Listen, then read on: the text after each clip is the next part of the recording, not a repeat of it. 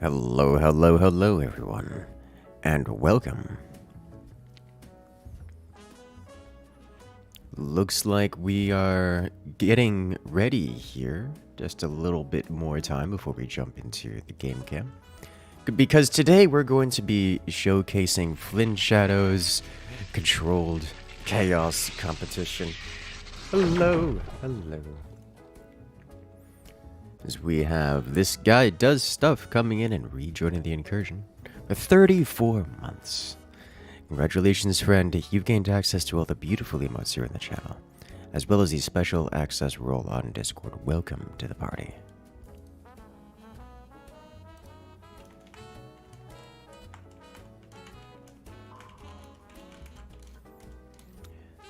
Well, if you'll excuse me, I have some yelling at players to do, and by that I mean cat herding, while we get this activity together.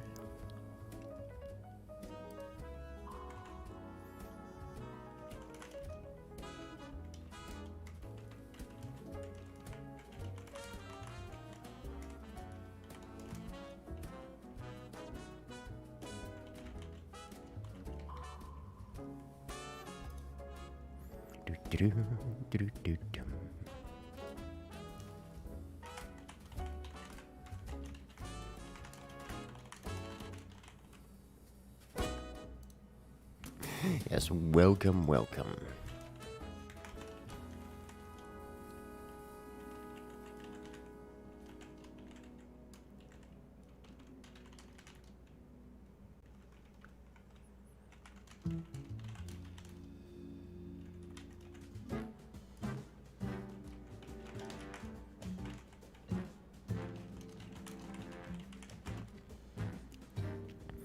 Alright, so we're still waiting for the players to get back. It seems that there's a fair few players that were not on time, so we'll see if we can fix it up real quick. Make sure to check out the bracket while we get that all together. You guys can see who is here and what they're doing. You know, I should put, I guess the controlled chaos name is there, but this is a 2v2 tournament.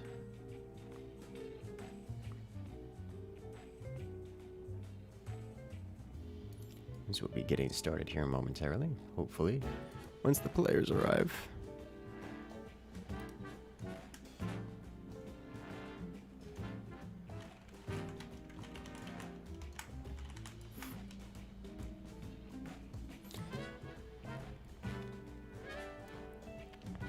Okay, so our first match will be Team Uru versus Seep.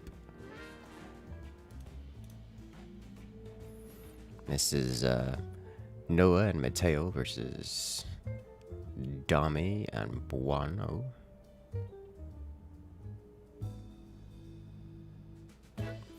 Alright. Hopefully we've gotten the madness issues ironed out from the last Controlled Chaos. I certainly hope so as well. It's a fair bit more organized this time, so we'll see how that pans out. But for now, let me go ahead and join the voice call of Flinnshadow himself, and check up on things. Hello there, Flinnshadow. Hello. How you doing today? Doing pretty good. Alright, so we are live. Things are good to go on my end. Just waiting for the players, and then we can get this party started. Yep, looks like just a couple of players have out for just a second here, looking for a teammate or getting out right now. Makes sense to me. Let me go ahead and set up the... Where can I find the settings, the madness settings for the first match? I think you had a spreadsheet for it. Yes, I did. I'll post that.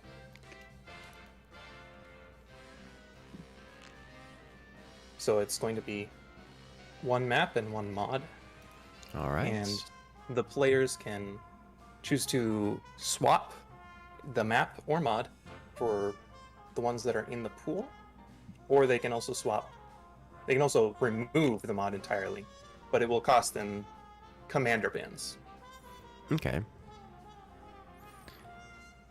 Okay, that makes sense to me. I'm sure that will go sideways somehow, but we'll figure that out along the way. Yes, as they ban every mod every time. I'm sure that will go badly. Oh no. Alright. Yes, nice. Alright, pool theme. So the first one will be fort ships on Crevase. I assume that's misspelled. Crevasse. Yes, it is. It's the vanilla one that Cronkinator added. Base game. Alright.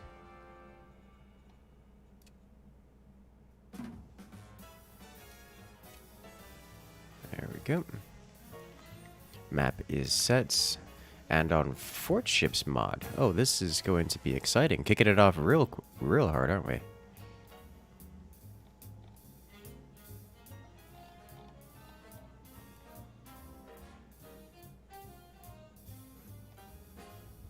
Are we going to have a time limit on these? Especially given Fort Ships? Yeah. I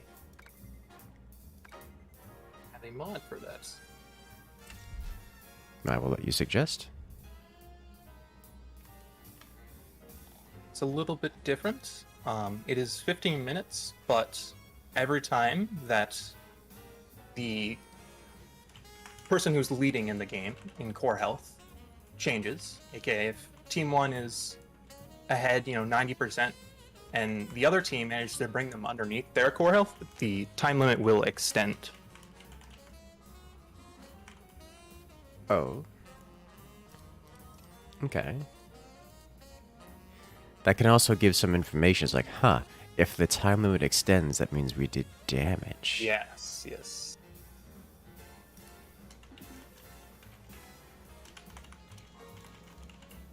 Like, actual meaningful damage. That's interesting. I kind of like that idea.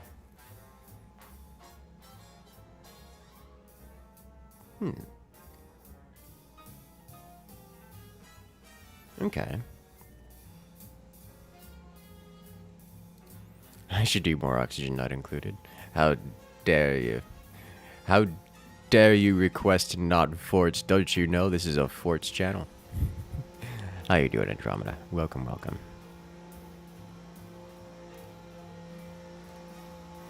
I'm sure you guys could hear that sound. I'm not sure if you could hear that sound. That's the sound of landscaping outside of my window. Hopefully that goes away in the next few minutes. It's getting louder. You know, we can skip Noah and come back to give him a few minutes if we're going to have to deal with this. Yes.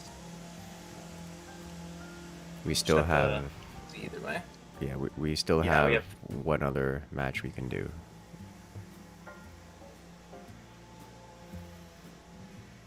Well, one of the other players in the other match is Already here. already here. Let's see, where's the other player?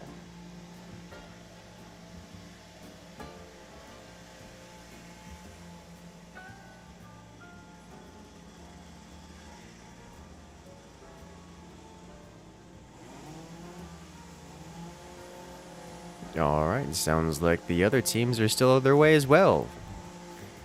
Getting gamers to be on time, what a surprise.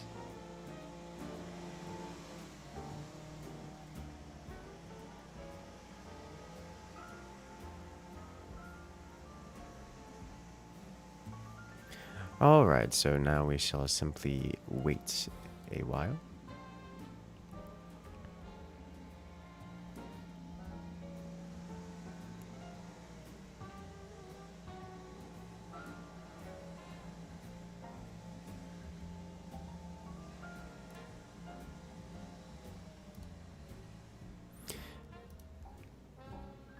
Alright, chat, so it looks like we've got a few minutes here while we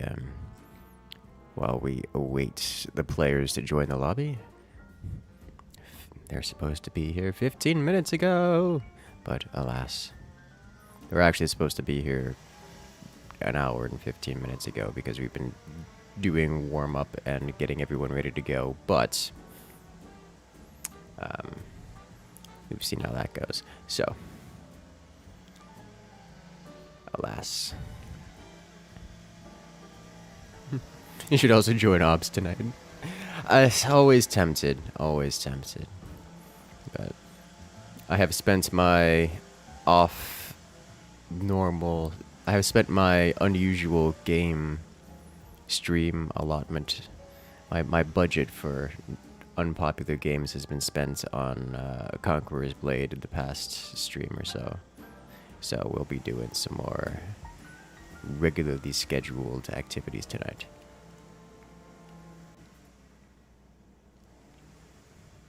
As we have JD and White Gunner coming with the Everything is on Fire. Good luck to everyone in the tournament. You have to go move a fridge and everything will be on fire and exploded in epic proportions.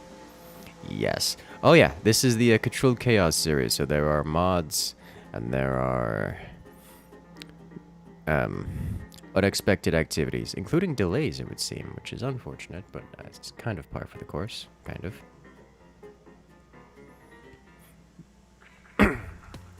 All right.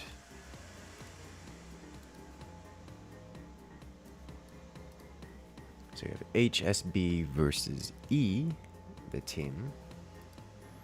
That is...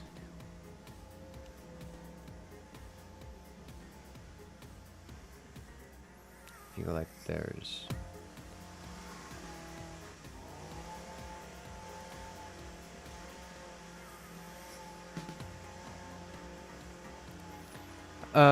Flynn, on the bracket, I'm seeing 4 teams. Yes. On the teams list, I'm seeing, what is that, 8 teams? Yes. There was a qualifier last weekend. Okay. So we got through and got that all done. All right. I think we will be able to play with the other teams here, yes. Okay then, so we'll do the second match first. That'll be HSB versus Nothing to See Here. And then we'll cycle back around to Uru versus Seep.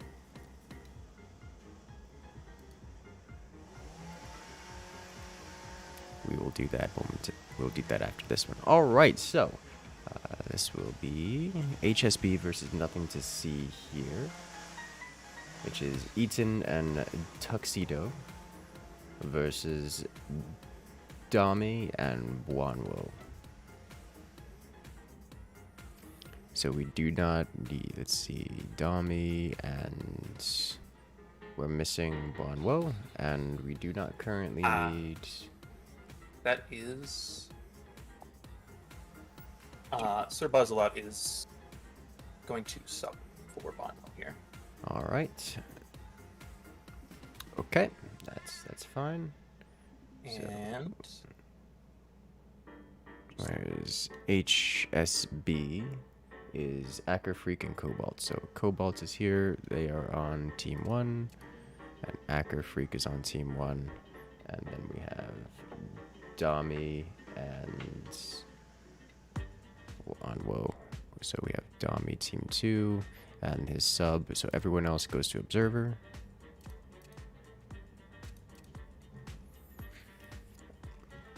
We have Eaton and Tuxedo here. They are on the match from the previous that they're not supposed to do, but we'll survive that. Okay, as long as I don't mind Eaton and the other competitors being here, so long as they are not causing issues. So I think we're good to go.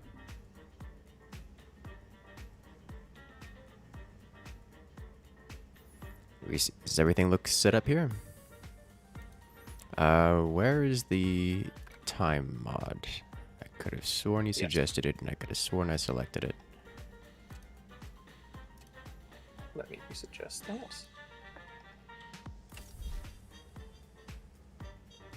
All right. And this one. Thank you. All right. Okay.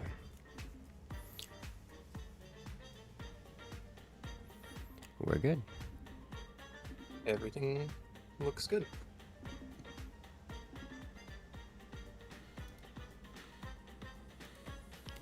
All right.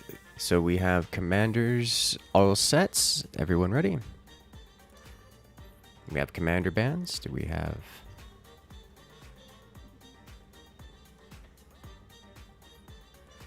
So go ahead and explain to us how this is going to work, Flinnshadow. Yes. So the commander bands are done 2 at a time. They want to change the map or mod, they'd say so before. And they have 4 commander bands that only apply to the other side. Okay. And has that already been completed? Are we ready for this? No. All right, then.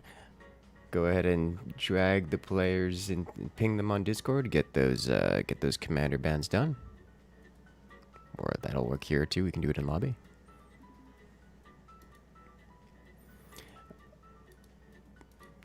Going to want to type into the...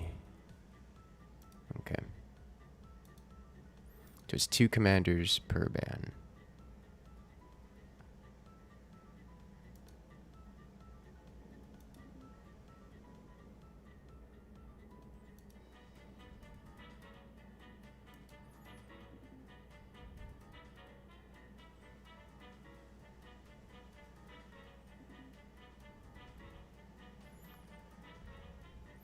Team 2 bans Pinch and Spook. Team 1 bans Phantom and...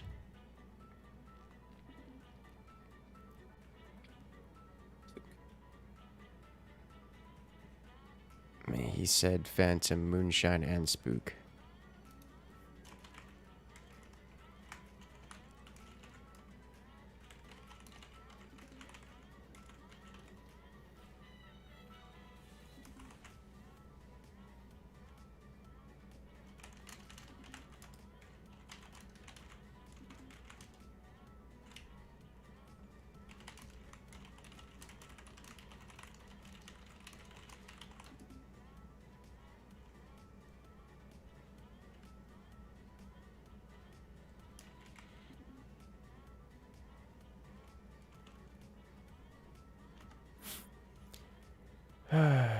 HSB and E.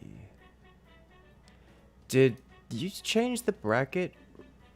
Oh, you changed the bracket right at the... Okay.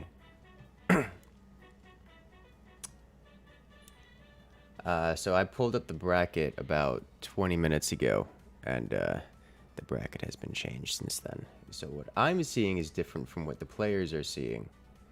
Alright, that's going to mess up. That's going to cause some confusion. So it's nothing to see here and HSB. Yes, they swapped Not it. Uru and Seep. Okay, okay. Team 2. So HSB, we have Acker Freaking Cobalt versus Nothing to See Here, which is Eaton and... Okay. Okay. Not those.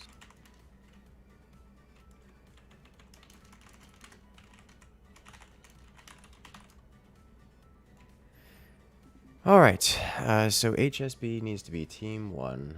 HSB, Acker Freaking Cobalts, they are currently Team 1. And then we need to have Nothing to See Here, Eaton and Tuxedo Luigi on Team 2.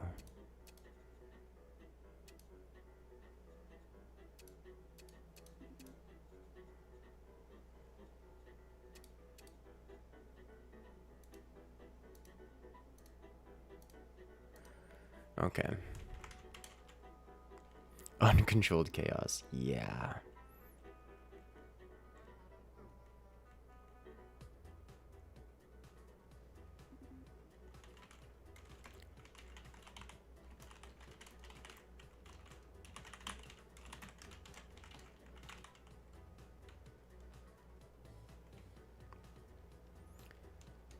Uru and Seep are...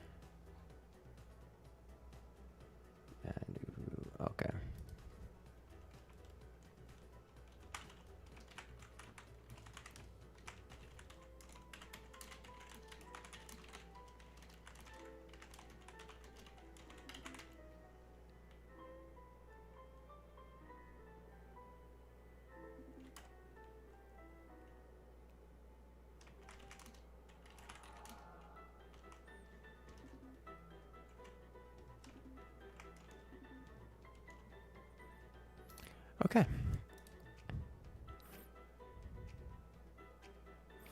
Alright, so Team 1, Seep, Pinch, Spook, and Scattershot Band. Team 2, Moonshine, Phantom, Spook, and Warthog Band. Alright. So you have Disable Buzzsaw, 15-minute limits on Elephants 2v2.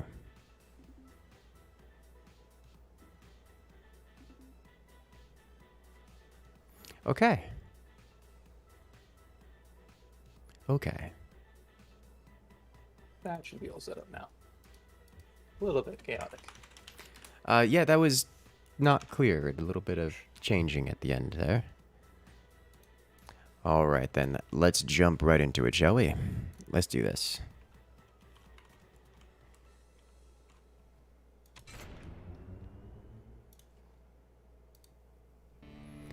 And we're off. Okay. Okay. So here on the left-hand side, we have Cobalt and Acrofreak. It looks like he's got a different name change. Well, this is what it is, I suppose. But on the right-hand side, we have Eaton and Tuxedo Luigi. Now, these are players we have seen for quite some time. I strongly suspect Eaton and Tuxedo Luigi will have the advantage here. We have seen a fairly strong showing from these players for quite some time.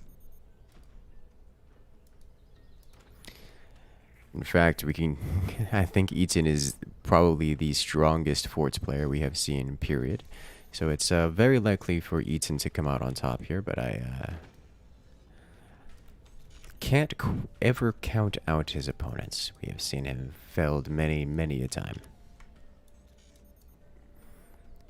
And these two players here, well, they've shown that they can do exactly that.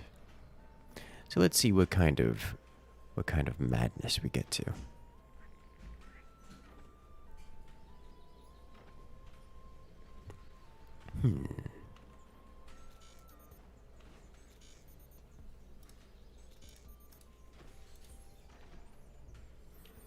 In terms of build order, I'm actually curious to see that Eaton hasn't gotten any technology yet. That's unusual. He's gone extraordinarily. We're already 2 minutes in. He's just starting his first tech. That puts him about 2 minutes behind everyone else in terms of technology. But he's got early economy. He's hit maxed economy here with 2 wind turbines, which is kind of a lot of eco. His teammates going for what appears to be a more traditional cannon rush. We'll see if that pans out in that manner. Whereas opponents are going for laser rushes. Of course, with both of his teammates going for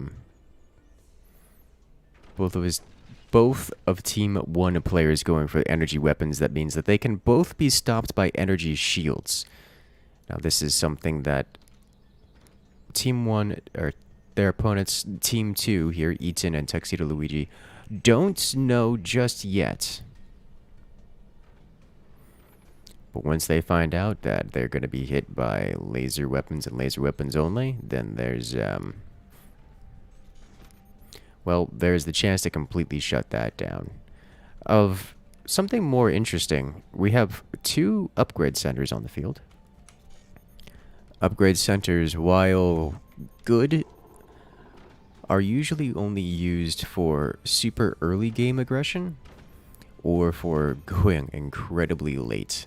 We're talking 20 minutes of economic grinding. So I'm curious to see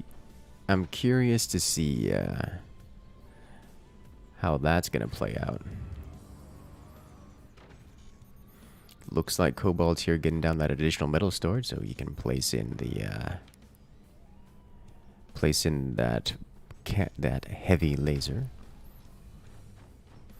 We have the heavy weapons being placed for Acrofreak.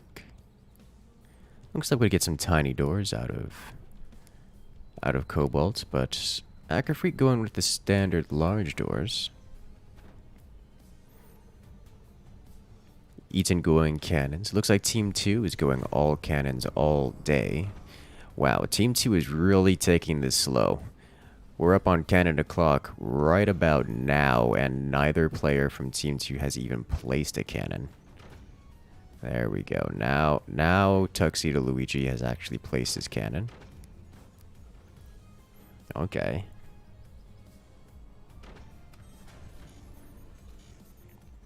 With... that's 2 fire beams. Alright, well, Team 1 will have the ability to fire first. And with fire beams, that can be devastating. Fire beams are great at penetrating, great at removing weapons, especially weapons that are under construction, and therefore cannot be repaired. So... Team 2 is going to be facing quite the difficult situation for themselves. They're going to have to defend themselves against opponents who are going to be able to field a whole lot of penetrative power.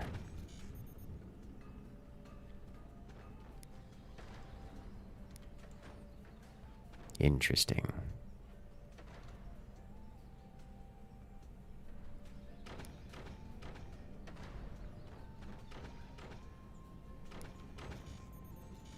So defensive. I mean, they've got the economy for it. They're sitting here on 6 mines apiece. That's a whole lot of... they're expanding so much. I appreciate the large amounts of economy. With the first shots fired, we're going to see some potential breakthrough. Does he nail the shot? Doesn't get all the way through.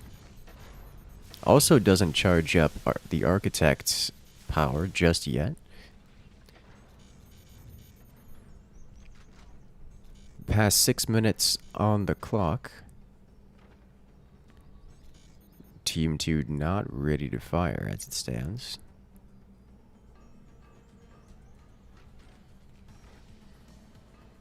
Alright. So, probably around the 7-minute mark, which we're coming up onto in about half a minute, is where we really start to see that extra economy from Team 2 start to kick in. So we might... oh, there it is. There's 1 cannon down. Eaton takes a heavy hit, losing one of his primary weapons, as well as taking massive damage into his other one. So he's going to be eating into that. He's going to be utilizing all that economy that he just finished getting net positive on. Whereas Acrofreak takes 2 cannon hits from Tuxedo Luigi. Team 2 activating their commander ability, giving them plenty of build speed to reconstruct that lost material.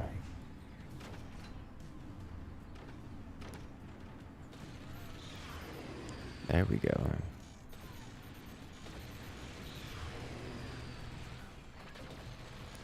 So much laser. Tuxedo Luigi. Yep, clean through. Another cannon down. Team 2 getting bullied. Oh, 2 cannons broken. Team 2 focusing on defenses and economy for the opening of the map. Team 1's just gonna blow them up. Look at that. Cobalt doesn't even have double doors. That's how aggressive they've gone here. Or at least how greedy they've gone here. Choosing to spend on additional weapons rather than doors. That's just a mistake at this point. He's got the money to add. There we go. Now he's adding doors. Good job. You did it. That could have been really bad.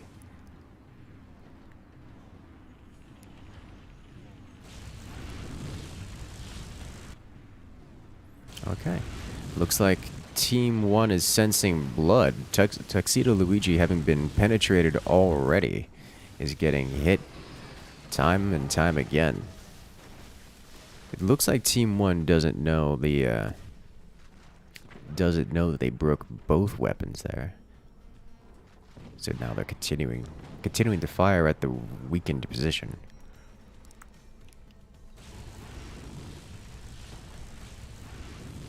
With fire beams coming in, and the plasma follow-up. Death by laser. Is that a door snipe? A clean door snipe. Okay.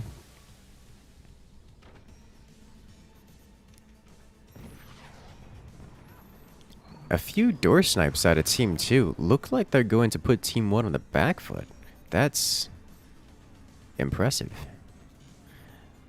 One of the downsides of lasers, they have such a long firing duration that they can be sniped fairly easily, at least compared to most every other weapon.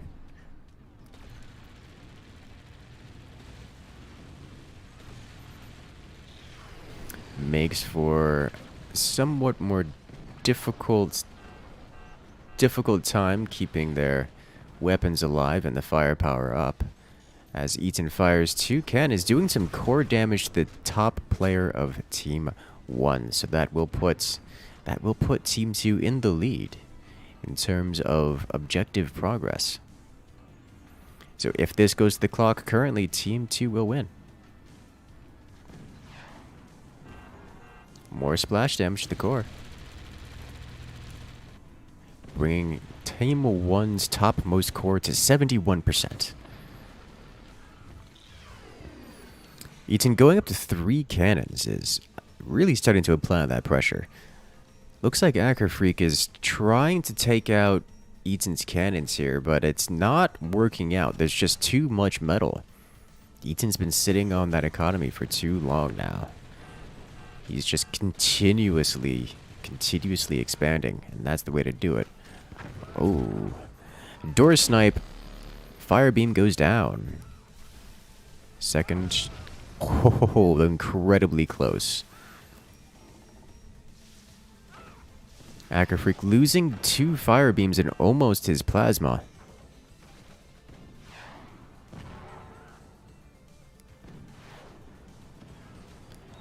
Clean through. 3 cannons to the same spot. Penetrates Cobalt's defense. Is taking out another fire beam. Team 1 is losing fire beam after fire beam. Weapon after weapon are falling to Team 2's cannons.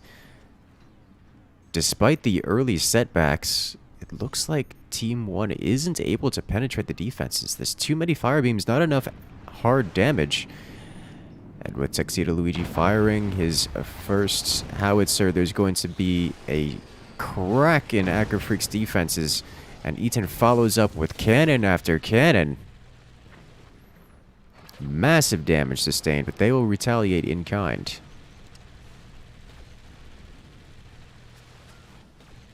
Uh-oh, is that another door snipe? Yep. Eaton punishing all those new, fresh, unused, and recently reconstructed fire beams just shut down. Taken out by Eaton. And another howitzer directly to the front. Will Eaton follow up with his cannons, or Eaton's focusing on his own repairing? And we'll send his cannon rounds up to the top base. Whoa, could that be it? Is that cannon in? Nope, he sends it down. Okay, that's fine. Okay. That's some massive damage being dealt to Team 1, mostly in the form of door snipes. It's just the regular sniper coming out of Eaton, just shutting down. Uh-oh. Cobalt's core is exposed. Cannon swings at a miss. Massive damage to his economy, but the core survives. Cannon follow-up, and that's it. Player eliminated. Cobalt down. Team 1 loses a player. Acrofreak is still in it, but he's got a minute and a half left to turn this game around, and he doesn't have the weapons to do it. No longer relying on fire beams, Acrofreak is building 2 more plasmas to try and burn through Eaton in front of him here, but there's not a lot of time left. One of the plasmas is still halfway to completion, and there's only 60 seconds left in this match. He's only going to get a couple firings off here, a couple volleys And he's going to have to contend with eating this howitzer shot. There it is. Howitzer straight to the weapons. Acrofreak preempting the damage, covering the hole before the hole is even made, keeping his plasmas alive, but the cannons. It's time for the cannons to come through, and they are angry.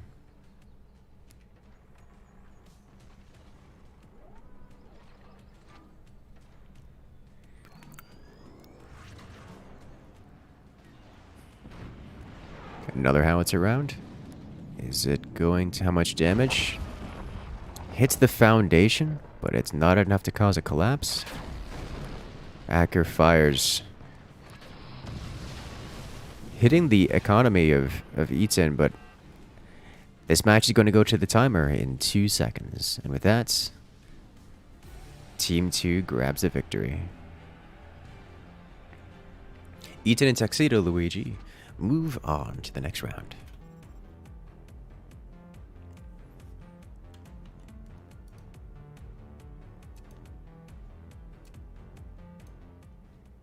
There you have it. Good job, Eaton and Luigi. Moving on to the next round, where they will face their opponents.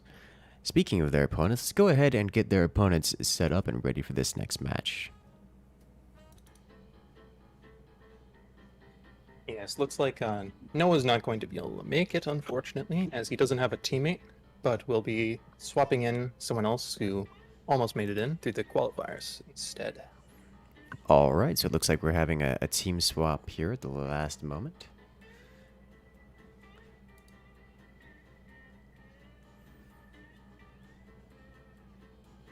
So Team Toast, congratulations. Welcome to the party.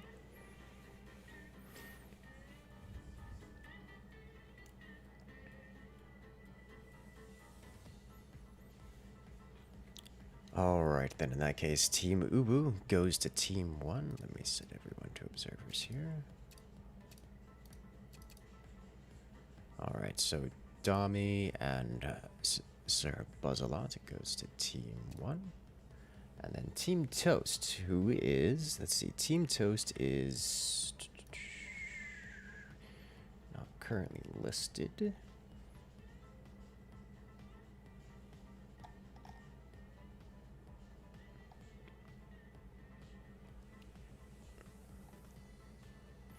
Toast. Alright, so we get Tropic Toasts and oh, look who's back, boys. It's their benzene price for Gleiter. Der Benzene! The fun name. I'm sure I'm going to have butchered this name every single time. Alright. Great.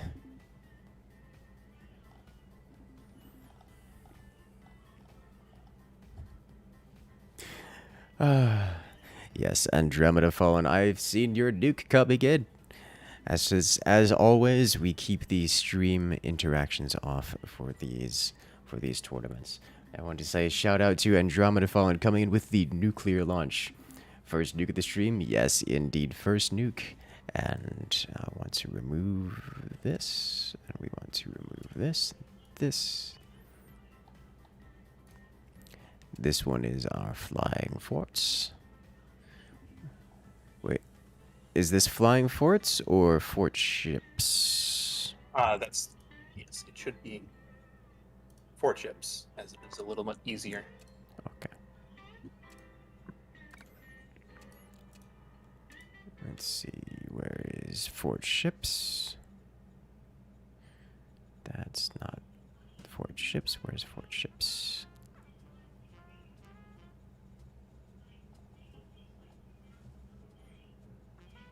Fort ships, there we go. Okay. Just say all units planet side. Orbital strike detected in your AO. Stand clear. Yes. Alright. Let's see. Team 2 needs to be Team Toast. We have their Benzene on Team 2, as well as... Gengar will be taking over for points. Tropics. Okay.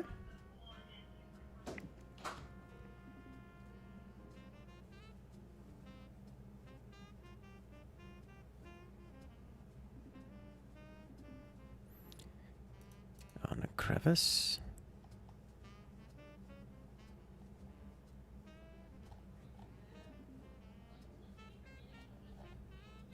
Okay. So we'll get our commander bands going now, and then we'll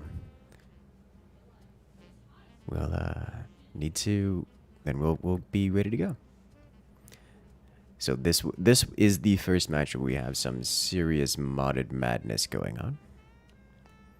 With the fort ships mod enabled, things can get wild. Now, mind you, this is not a fort ships map, so we probably won't be seeing anything too wild. As fort ships, without having a map that requires its use, is just not as powerful as the vanilla set of tools. So if either team wishes to win, we generally won't see the fort ships equipment used, but there are a fair few niche uses, or just to cause a little bit more chaos in an attempt to grasp at straws or to change things up in a way that may be in your favor. And those tools are extensive. So we'll see how this turns out. As you know, if you're behind, you can always just make madness happen and hope you come out on top. And fort ships is great at doing that.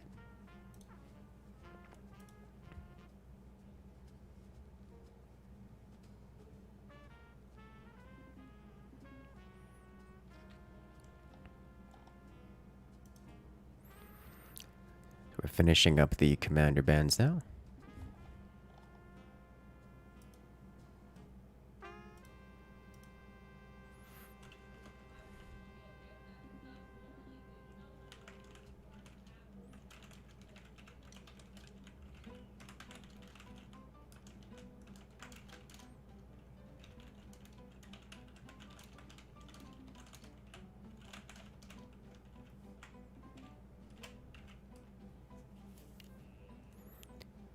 And we're going to set just a flat 20 minutes time limit this time.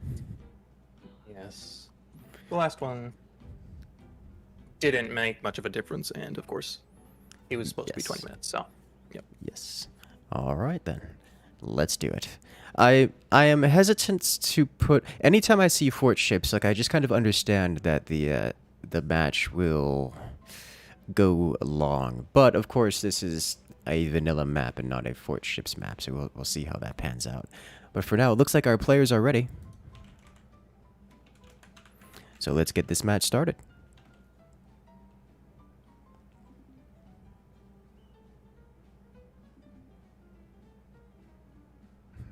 I'll take that as a solid maybe on the player's side.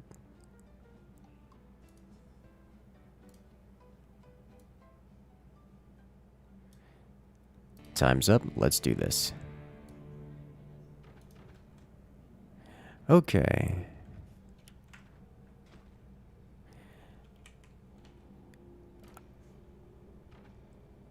On a co-op map, we have here on the left-hand side. Let's get commander active and reactor because we're not using the custom version this time. All right, sweet. Here we have on the left-hand side, it is Sir Buzzalot and Dami facing off against their opponents on the right. On Team 2, it is Gengar and Der Benzin. Okay. It's fun to try to keep up with all the mods and the madness that can happen. As this time we not only have a co-op map, a 1v1 map, but it's also fort ships, so we could see some flying going on here. Fort ships, for those who don't know, allows the... It is a mod that grants a few extra tools, a few extra utilities. Basically creating these... instead of having a standard forts, you can add modules onto it which enable it to hover, so these players can literally fly around. If they were to select their cores, they could add some basic flying and hovering engines to it, and they could just fly around anywhere they want. This is generally not done in a world in which you can simply set up weapons and gun things out of the sky, but it is possible to do. And it looks like Team 1 is constructing the technology to do so. It has its own separate tech tree, all the flying technology. So they're going to be trying that, while it looks like Team 2 is going to be building more classic weapons, going with the laser option. I quite like the laser option given the context here, as the lasers have a wider angles in which they can fire. Great for gunning things out of the sky. Or, you know, burning them out of the sky.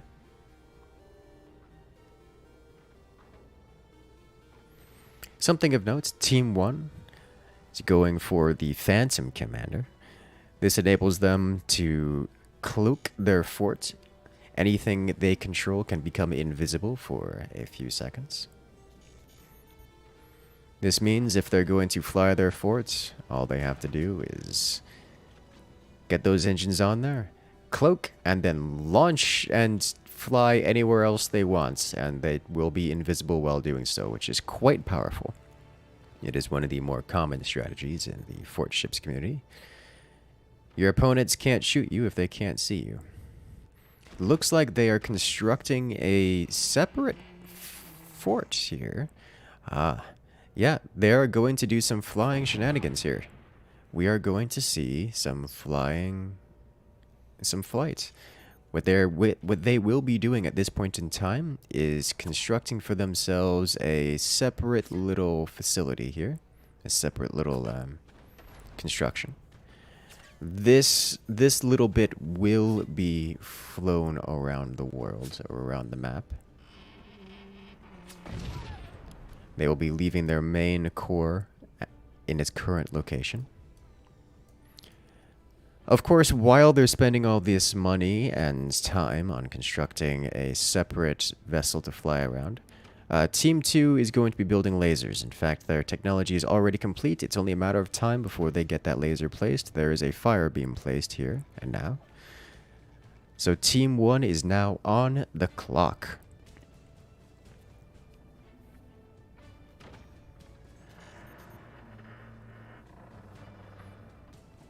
It's only a matter of time before they have received weapons fire.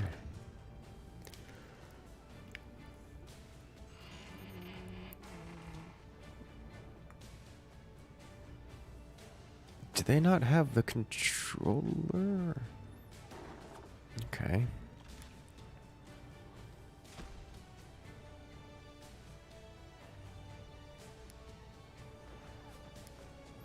There's the tiny core.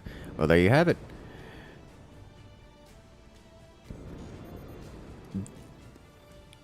So for those who haven't seen this before, we have a tiny core here which enables Team 1 to control this, And here we have, oh no, they've claimed the sensor position using it. Well, there it is. Team 1 has now claimed a second fort. They have expanded to the middle expansion. But as I was saying, for those who haven't seen this mod before, we have two thrusters here, one facing each direction, enabling this small little construction, this small little drone to move left and move right. You can see it thrusting about. This particular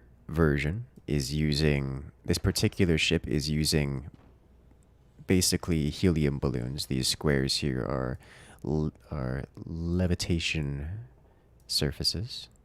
That's not an appropriate word. It's a balloon. We have two balloons here, and they're filling the balloons with air, with helium, as it were. So they are quite weak. We saw them getting sniped at earlier. Any amount of damage onto these metal-like gray cubes will have them explode, and then this little ship will drop out of the air. But given that Team 1 now has a basically a base down here, they could build on it. They could build things like mortars from below and launch up. I am surprised to see that Team 2 hasn't opened fire already, as Team 1 is being left alone long enough that they're getting their own sets of technology. Oh, it looks like they're going to be building EMPs. Yep. That awkward moment when you don't build technology till, you know, the 3-minute mark. This match has already been going for 7 minutes. These Team 2 is it's 3.5 minutes past Canada clock, and Team 2 doesn't get the first shot despite Team 2 going for a heavy weapons rush.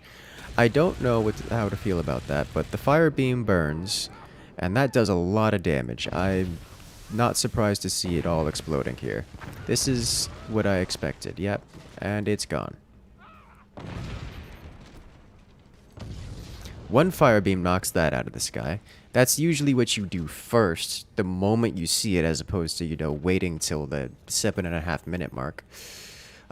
Blue laser is ready to fire right now. Team 1 is reconstructing a small little drone in the center, which is an interesting place to put it, given that it's being fired upon right now. As you can see, the internal components of these fort ships, very vulnerable. So there's not a whole lot. Oh, buzzsaw. He catches it with a single piece of wood. And it breaks. One buzzsaw and Team 2 is down for the count. All of their weapons destroyed. That's not good for Team 2 at all. Okay. Well,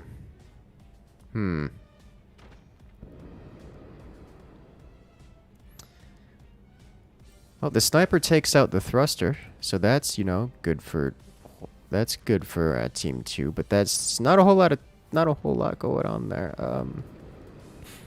Wow. This is looking more like just a class act. We have Team 1, Dami and Buonwo. They're having their fun. Yep. From the inside. Well, there you have it. Fort Ships conquers these guys as Dami and Buonwo take their sorry, that's Sir Buzzalot. Buonwo got replaced. Dami and Sir Buzzalot, they take the victory.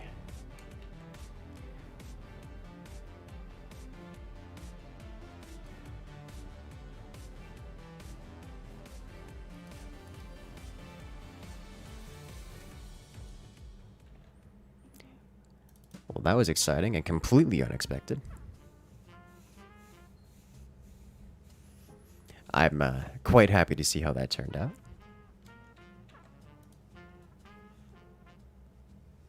Team 2 is floating for like 2 minutes. Yeah, they were. I didn't want to bring it up too much, because it looked like Team 2 did not know what was going on. We were just panicking.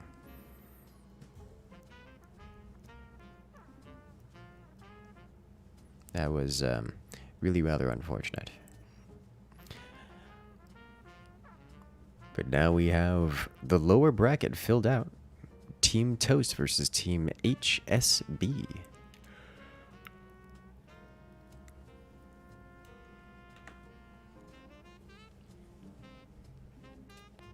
All right, let's get those players in here.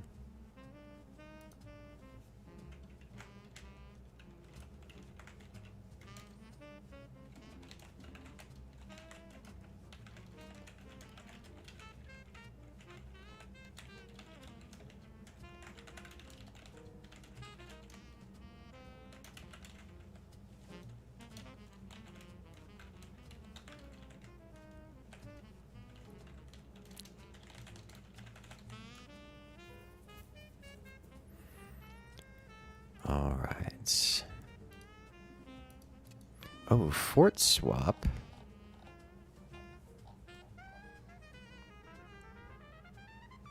Sure if you've seen this one before. I pre-downloaded it. I did not. I have not tried it myself. Well, what it does is it swaps your base with any teammate's base. In this case, it would just be 2 players. So every, I believe it is 3 minutes, the players will swap bases. So obviously that'll make their builds clash a lot, and they'll have to be very communicative. There's, in this particular version, luckily, it does not swap teams. In a certain version, it actually swaps team 1 with team 2. So it'll just be their team. I'm trying to imagine. Oh, that would be devastating. Swapping into your opponent. Oh no. It's like I don't want to shoot my opponent because they're me. On this map, I heavily expect it to be chaotic because all the bases are non-standard and very interesting to build with. All right, well, I'm looking forward to this one. Are we using the controlled chaos? No, not for this one because it's Team Toast. Okay.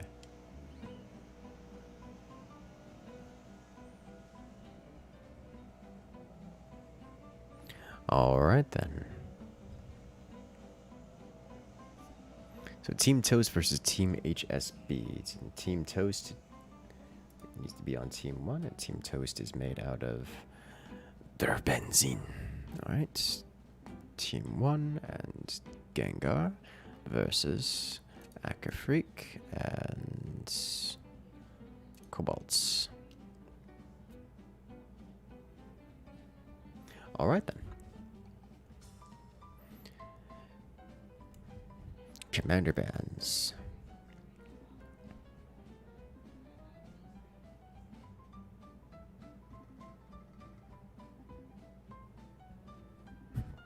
Poor Gengar.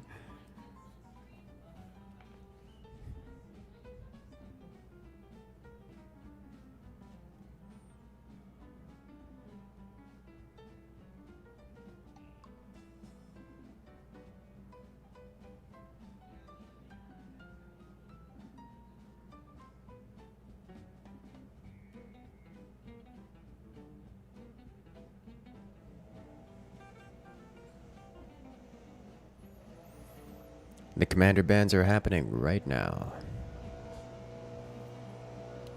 I can hear the grass cutting noises. They have returned.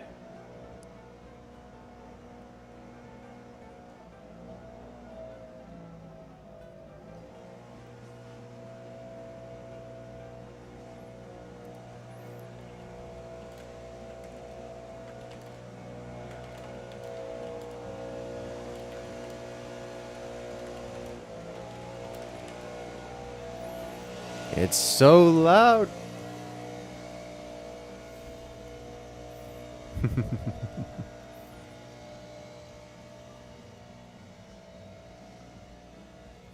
All right. You could say that Team 1 from last round was floating the whole game. Hey. Yeah.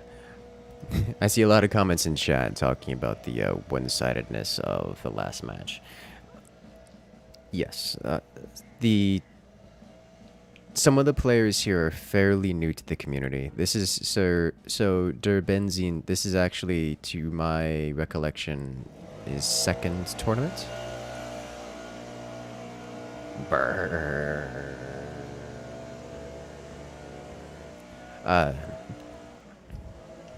Sounds like a leaf blower. It is a leaf blower. Yes, yes. To my recollection, this is Der Benzene's second tournament. He's fairly new to the game as a whole. So he's working on the getting good thing. He's playing against players that are far, far above his skill level. For example, Eaton is in this tournament, so we know how that one's going to go. But hey, you know, there was a time when Eaton was a new player getting stomped, just like Der Benzene is now. So he sticks at it. We can do it.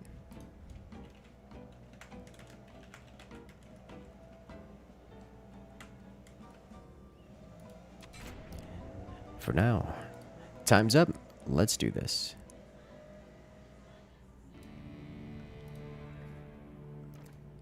And we're off. So here we are. On to the first match of the lower bracket. Here on the left-hand side, Team 1, made of Gengar and Durbenzine. I'm not going to pronounce his entire name every time because, as fun as it is, that will actually take a lot of time. Because long names are long. Please ignore the leaf blower at the background. He will go away, hopefully momentarily. As we have Team 2 getting set up with mostly economy first. It's Cobalt and Ackerfreak. Few interesting bits to know. We have Pinch Fist here on Team 1. Pinch Fist, known for the heavy rushing, moving very quickly kind of activities. Ability to resell everything. For a full price, they can optimize those early game build orders for extreme speed. Whereas Team 2 is Shock and Awe. Shock and Awe grants them the ability to place oil barrels, basically acting as a second core, so if they lose one of their cores, they can simply replace it. What's wrong with saying der Benzinpreis für Gleiche? It's hard to say. It's a long name. Silly Germans making amalgamated words every opportunity. I actually quite like that style of doing words. It makes a lot of sense to me. It's just a whole lot of syllable to say very quickly. Ping no, we need the soundbite. Last time we saw Der Benzin, we had a German speaker, native German, actually speak it and record it to make a soundbite of it. So instead of pronouncing his name every time, we could press the soundbite button. It was very, very effective. Was a good time. I have fun saying words.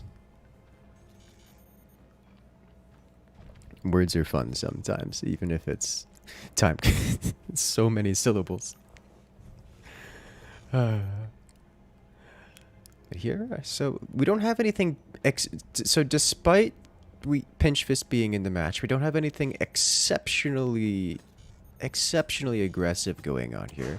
Typically, when you have a Pinch Fist, it'll be this hyper-optimized build order that slams the opponents super quick. But we're coming up a cannon o'clock right now. And we don't have heavy weapons ready to go just yet. So I suspect that's because this is a map that most of these players are unfamiliar with. And therefore, they don't know what to do. So we don't see these hyper-optimized build orders. We're not seeing anything exceptional. It's just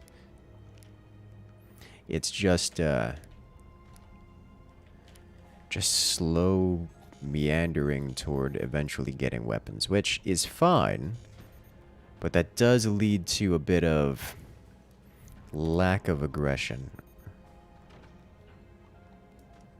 Here it looks like Team 2 getting the first of the heavier weapons, going with the fire beam first.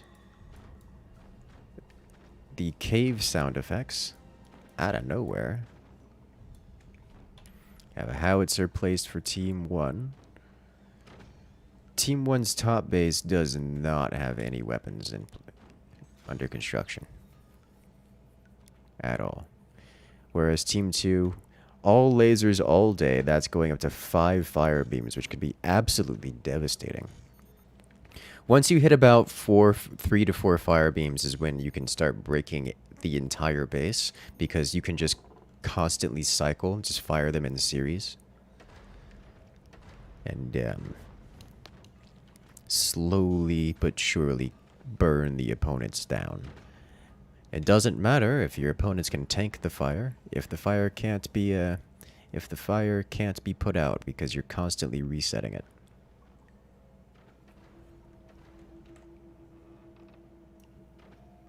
Incredibly effective strategy. Are barrels sellable? I don't remember, actually. I don't think so. That might have changed. It's been a while since I've played, Shakana. This has been bothering me. This one metal store, just horizontal, it's just there, and it's bothering me, and I don't like it. As the fire beams are starting to hit, looks like they need to be focus fired a little bit better. Oh, hello. That's fire. Massive damage, taking chunks out of the Team 2's lowermost base. So remember, during all of this madness that's happening here, the players are being swapped. Acker Freak just a moment ago was on the lower base. It is now controlling the upper base. So that is going to contribute to the lack of aggression as the players are trying to regain their footing every minute or so.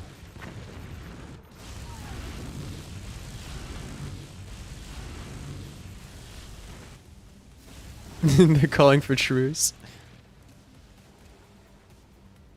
Oh no. Enable names, we can see them swapping. Unfortunately, the names do not function, as this is the generic OBS and not the OBS for this tournament specifically. Because we had a last-minute swap with the teams, we weren't able to input the names into it, so we cannot use the controlled chaos. There are the lasers. Plasma and a slice. Getting a little too aggressive. Team 2 didn't defend their base enough, and they just got sliced off the top, and that's going to be it. Team 2 loses a player.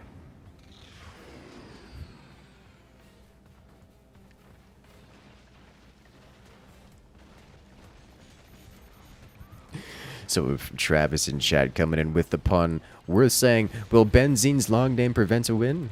It's hard to say.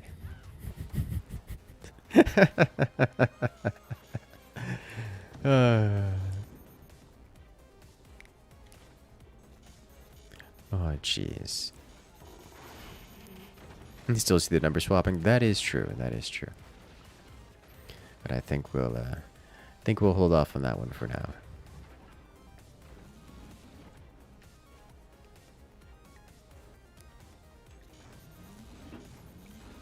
So Team 2 down to one player. Currently Acker Freak in the lower base. We'll see how long he lasts there. Oh, jeez. So we're seeing portal construction. That's going to be difficult for Team 1's topmost base. Gengar currently using portals as a solution to re-aiming his lasers to let them fire lower. It works, but that's going to cost him all of his energy. With 4 active portals and only 3 wind turbines, there's not a whole lot that not a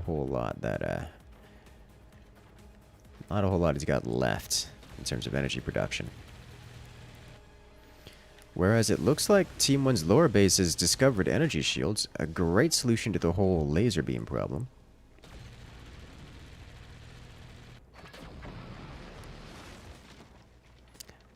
Cutting deep, massive damage.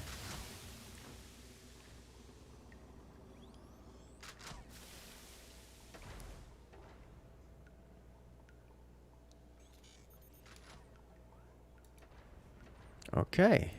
All right.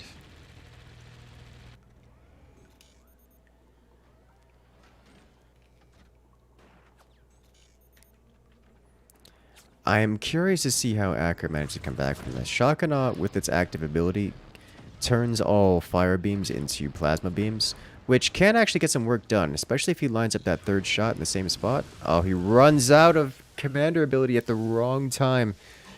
If he had managed to fire it slightly faster, and hit that same spot, it would have gone clean through to the howitzer and done massive damage to Team 1's lower base. Currently controlled by Gengar. Howitzer goes through. Can Benzene capitalize? Can do it. Benzene, fire! You have money. You're floating all of your energy and all of your metal away. You had the perfect opportunity to fire and go straight to the core. Alas. Commander ability active for Shakana. 2 shots. He needs that third. He gets the third shot, but doesn't align the shots perfectly. The tiny doors with that double defensive, that double amounts of HP just tanks it all. It does a huge amount of damage, but it isn't enough. Benzene sniping. Actually doing decent work with that. Covers the howitzer completely. He just needs to use the laser right now. The cannon follow-up does massive damage. And there it is. Oh, so very close to the core. Fire beam it. Do it. Swing and doesn't hit the core, but does take out 2 energy production buildings. 2 turbines of Acrofreak have been removed. With it, he's got only really what he has left in his reserves as opposed to anything else. Oh, that's vulnerable. Third shot, he doesn't nail it and runs out of energy in the process. That was very close. That was a weak spot. If that had hit, that would have eliminated Team 1's lowermost base. And the cannon follow-up. Massive damage. Team 2, Acrofreaks down to 50% and dropping. His core is on fire. Oh, the laser. Look at how close that was. That metal was a sliver of HP. Okay. How much longer can Acrofreak hold on? Without the energy production, Acrofreak cannot save up enough energy to fire back. This is going to be a rough spot. Acrofreak is basically just struggling to get his energy production back online. It may be some time before he's able to successfully do so, let alone build up a large enough bank to fire all 4 of his lasers. That is not much left.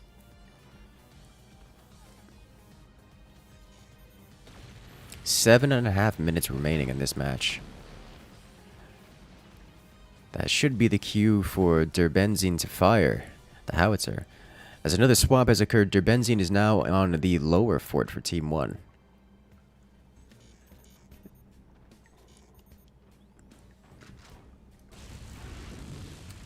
And it looks like Acrofreak is just utilizing the fire beams as they are, not upgrading them to the plasmas for the time being. Just, I believe, the correct decision, given that the plasmas are a little bit more energy. They consume a bit more energy, a little bit more energy hungry. And Acrofreak does not have access to that kind of production right now. Benzene lining up a shot. Beautiful hit, straight to the front. And the follow-up, and that's it. Team 1 takes the victory. Benzene and Gengar move on to the next round in the lower bracket.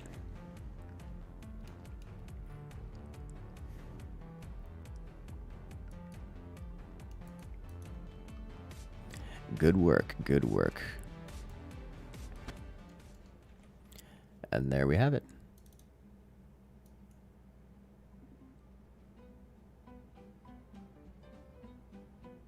All right.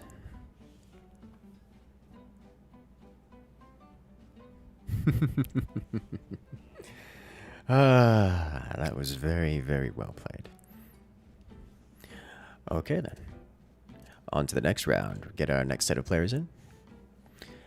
This will be Uwu versus Nothing to See Here, as we move on to the semifinals round. The map will be Monochrome 3 versus 3, with Alex's extra upgrades. Are we also doing fort swap on this one, Flynn? We are not. Okay. I see you suggested it there, and I was like, wait a minute. We will be doing co-op for these 2 battles here. All right. So for this map, we'll have 3 bases between 2 players. Oh, that's going to be exciting. And these are players, all of the players involved here have the APM and the experience to utilize them.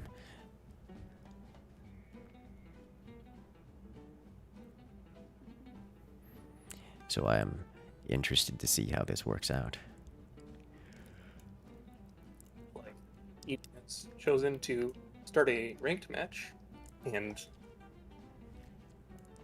it's in the middle of it. Interesting. Ah, well, I Bet mean, that it'd be any minute, but let's see. Ah, he just finished. all right. I was gonna say, like, that's it's gotta go quick.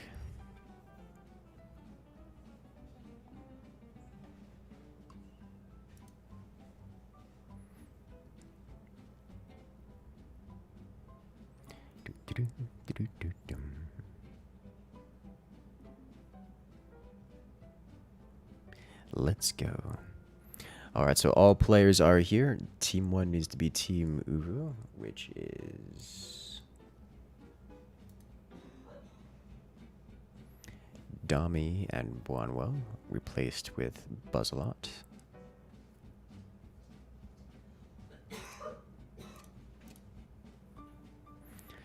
Eaton and Tuxedo Luigi will be Team 2.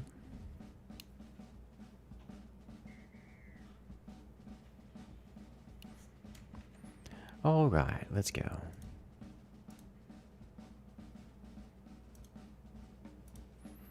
GG indeed.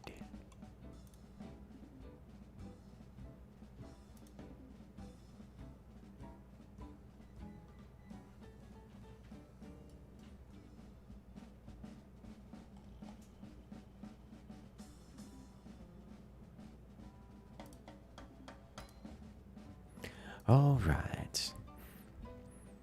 So Team 1 bans Pinch, Spook, Architect, and Scatter. Team 2 bans Pinch, Spook, and who else are they banning? Gesundheit? That wasn't me. They also are banning Overdrive and Scattershot. All right, big shock. Let's go. So Alex's extra upgrades, I'm actually largely unfamiliar with them. I know there's a whole mess of stuff. So this is actually going to be one that I will have to see what happens as it happens. Oh, hey, look, Mateo is here.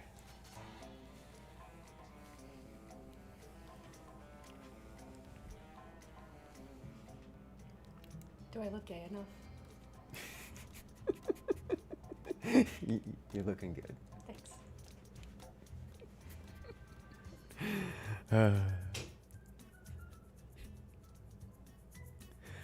All right, players ready?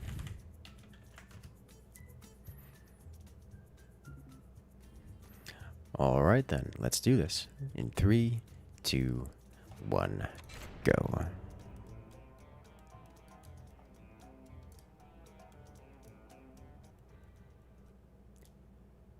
And we're starting the next round right now.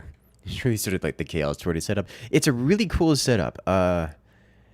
Obviously, in an interesting note, we seem to have had more player, I have a word for this that I use all the time, and I hate when you get that tip of the tongue syndrome, and like it's there, and it's happening to you, and you can't. Punctuality. That's the word I'm looking for. Player punctuality concerns have been a bigger issue this time, I think, than the format of the tournament, which is nice. It's like, we're getting it together, team.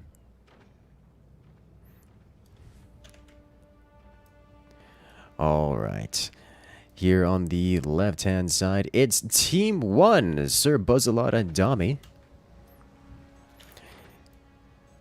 players that we have seen quite a lot of throughout the fort activities, getting themselves all set up on their 3 forts. Facing off against their opponents, it's Eaton and Tuxedo Luigi. Both of these players are... All players involved here are incredibly skilled, and I'm looking forward to seeing how this works out. So remember, these are 3 forts per team, but each team only has 2 players. And considering this is a co-op setup, no player owns any particular fort. So all players affect all forts on their side. So given the quality of these players, we're not going to see someone say, oh, this one little boat, this is my fort, I'm going to use this fort. No, no, no. Both of these players are going to be working together to simultaneously work on all 3 of these forts. And it's going to be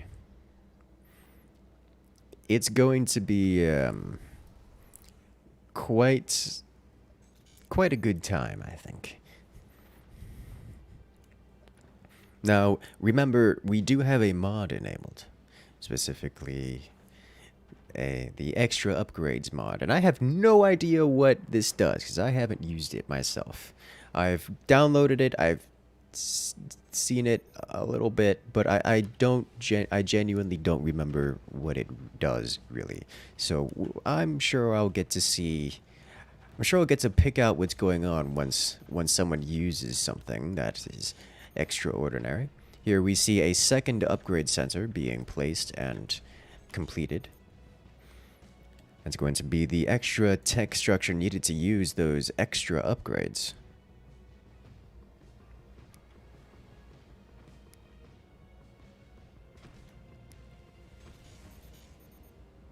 Interesting to see. I'm very interested to see how this pans out.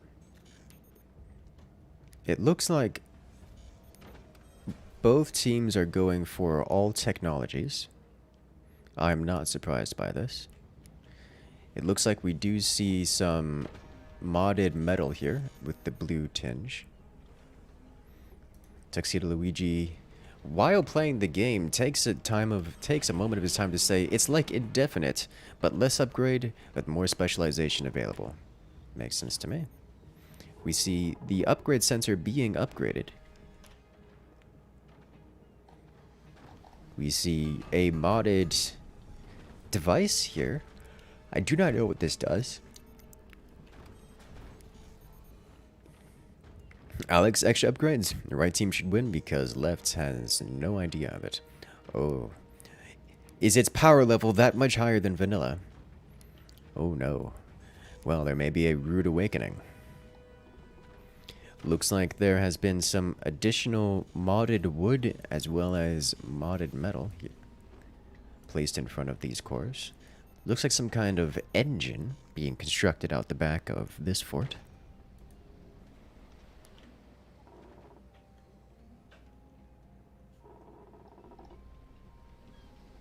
That greenish tint, little extra hue in the wood.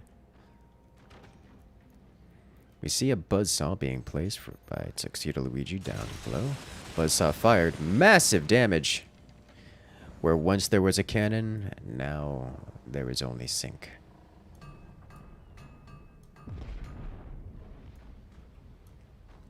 That's a heavy weapon removed from Team 1. A little bit of greed. Team 1 still has other cannons and other weapons in other locations, so it's not... They aren't down and out, but that will slow them down significantly. Is this just energy production? Because that's just an engine. That's just an engine. Down. So I'm not sure what it does, but it's an engine. And they're getting more of it. No, this has... Alright, context clues. This is something else. This is not the engine. I see some metal placed there. Might be in a super metal storage. Or... Is this an energy to metal converter? I'm guessing this is an energy to metal converter. It consumes energy to produce metal. So this is looking like it's being set up as an economic base with extra support, extra defenses.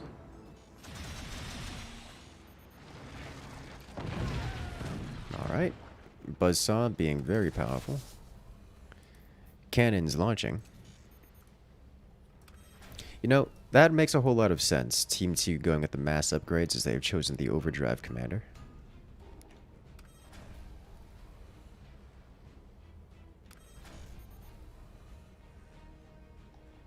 Okay.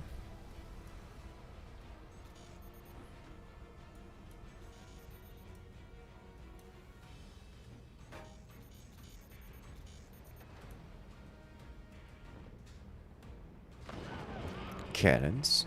Team 1 being the more aggressive. Doing fair chunks of damage. Team 2 won't be able to sustain hits like that if Team 1 is allowed to continue. But Team 2 bringing up the upgraded fire beams. Upgraded fire beams are terrifying. They either do hellacious, unsustainable damage, or not much. One of the two. Oh, good damage. That core is vulnerable. The cannon doesn't capitalize. Look at that. The core is just straight up exposed. There's nothing stopping it from being destroyed right now.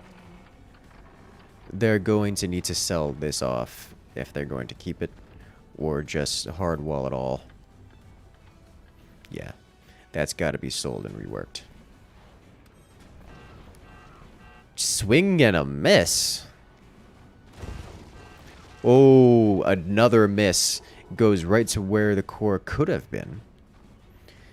Does enough damage to the structure holding the core that the core is knocked loose and wobbles, but the core itself isn't directly hit, and so it survives. Wow, this extra wood, I can really tell the difference in strength with that upgraded wood. It's not getting broken nearly as easily. Oh, I think this got upgraded, didn't it? Yeah, that's definitely consuming energy and spewing out metal. Damage upgrade. Yeah, look at that. Look at it. It just face tanked it. That's going to be difficult. Oh, wow. That's not just a fire beam. That's not a fire beam at all. That's just disgusting amounts of penetration. Oh, no. Oh, no.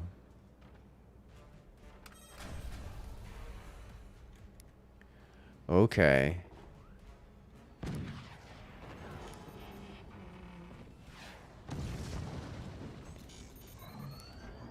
And they're going to do it again. Here comes more heavy laser weaponry. Clean through the doors. Oh. This one survived. Okay. Alright. Team 1's going to need to get aggressive. Change my outfit. It's looking nice.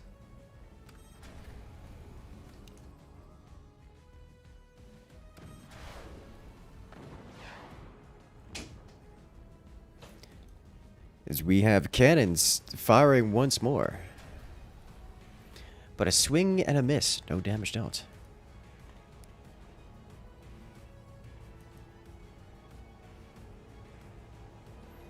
Okay. Wow, that just does so much damage. Oh my gosh, look at it. It's just cooking the fort alive. They're going to desperately need, and you cannot sustain that kind of damage. Like, you're going to need energy shields on so many things. That's wild amounts of fire. Okay. They're gonna get a energy. I'm terrified. Oh, core's vulnerable. Quick, instantly building wood. That's illegal. Okay. Well, with wood like that, who needs... God, it just penetrates clean through the...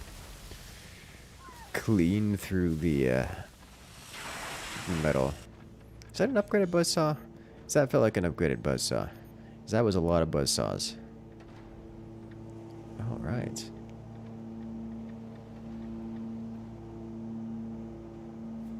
Okay.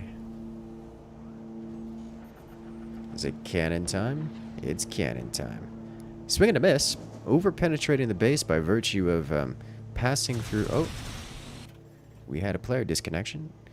One of the players from Team 2 has just disconnected, so we're going to pause the map for a moment.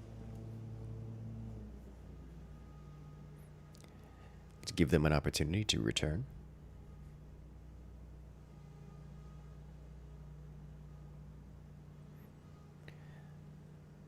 And so far, I figure Team 2 is going to be in the lead here. As much as this is a fairly... I want to say... I don't want to call it an even match. But neither team has managed to do crazy amounts of damage to each other. The vanilla weapons, the cannons, they're getting some work done. We've had 2 of Team 2's bases nearly destroyed. But but momentum-wise, Team 2 is so far in the lead. Stronger economy, stronger weapons.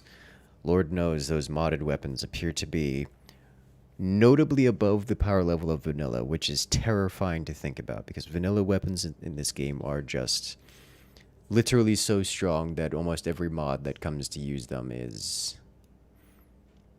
outclassed by the vanilla weapons, so it's something to think about.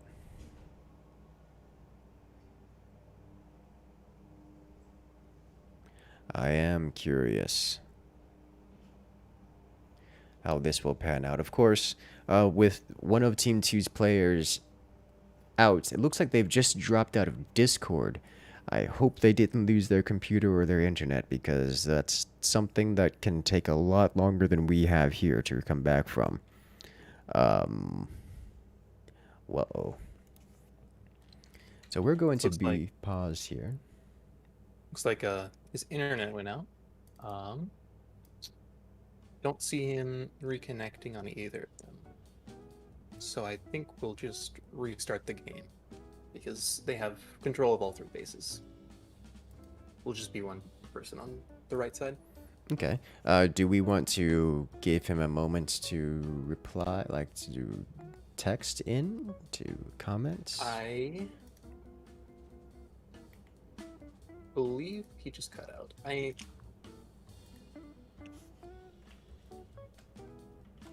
not sure yet.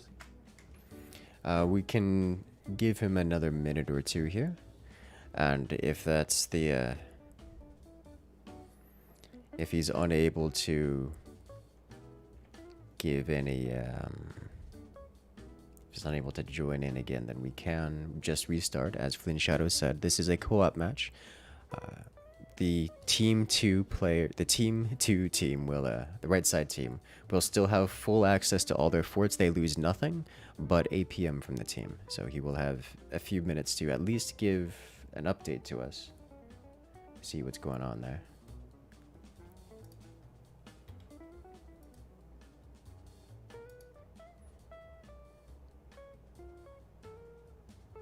Upgraded buzzsaw just cut someone's internet. Oh no.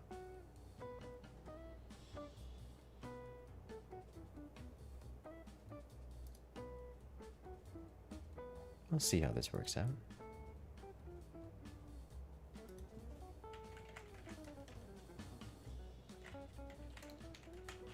There you go. Looks like he rejoined to that. See if he gets on.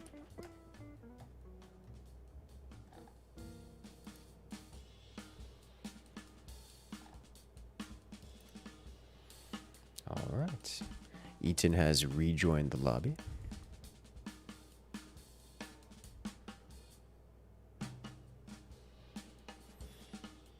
He hasn't rejoined Discord, so we'll see if he does that. His teammate is okay.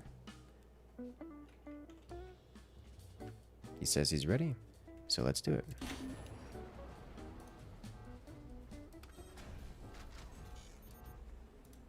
And we're off. A massive hit, taking out Team 1's, just about taking out Team 1's forwardmost base. Howitzer, large amounts of damage, nearly collapsing team. I mean, it's the default vanilla weapons. They're so very good. Wow, I just want to say shout out to Team 1 here, managing to uncapsize their fort, which is something... Oh my god. Buzzsaw together strong. Upgraded Buzzsaw chopping. Oh my god. Well, that's what you call a smoke bomb launcher. It's an EMP effect as well. That's devastating. Okay. Jeez. Welp, oh, they catch it. Is it enough?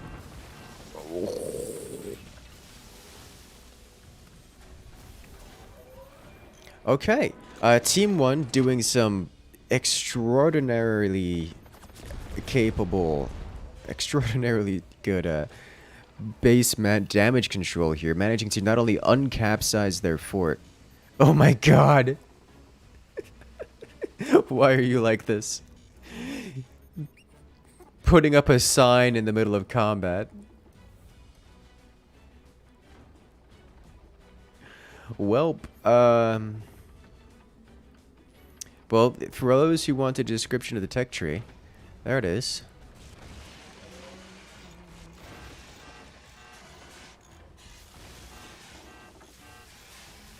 Good god. You know the best part about this forwardmost base? It still has its weapons intact.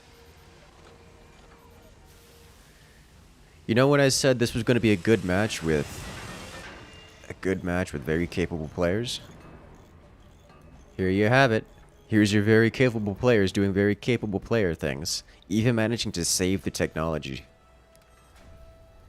Good god. Why? Why? Why are they like this?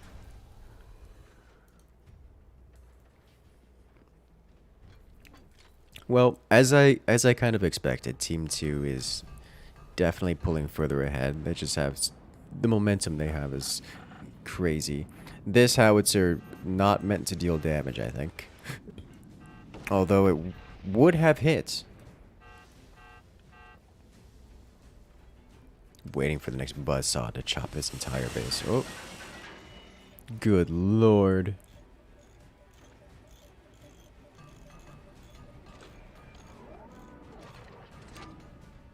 Okay, so Team 1 desperately needs to get some more weapons onto the field. Shotgun, going skeet shooting, keeping that howitzer out of the danger zone. I probably should fire the howitzer on at the forwardmost base there, because the forward base is the one at the AA. If you take that out, solve a lot of problems, but kind of hard to aim from that angle.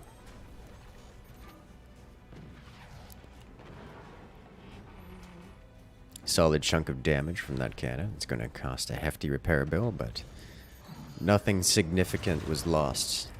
So Team 1 does not come back. I can see that laser being upgraded. It's being upgraded right now. And that terrifies me. Because so far, all the upgrades I've seen have been unbelievably devastating. Alright, Team 1 needs a sniper. Where is it? Team 1 places 2 snipers. Team 1 knows what they're doing.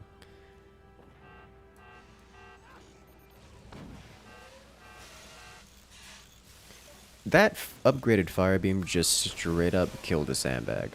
Let that sink in.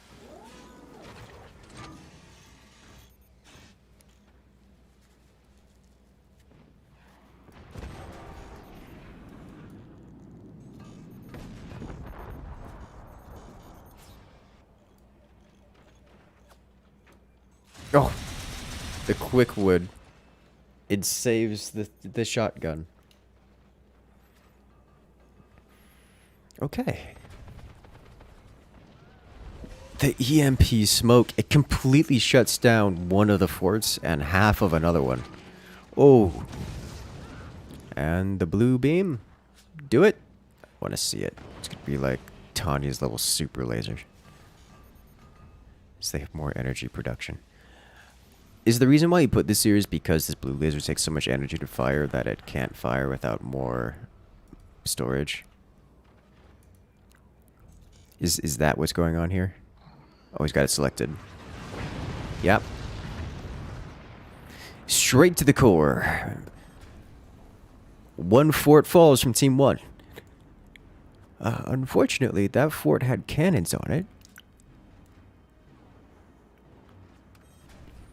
So how that ends up with is a whole lot of lack of damage output from Team 1. Team 1 attempting to use their sniper to pretend to fight back. Team 1 not spending their money. It looks like Team 1 is conceding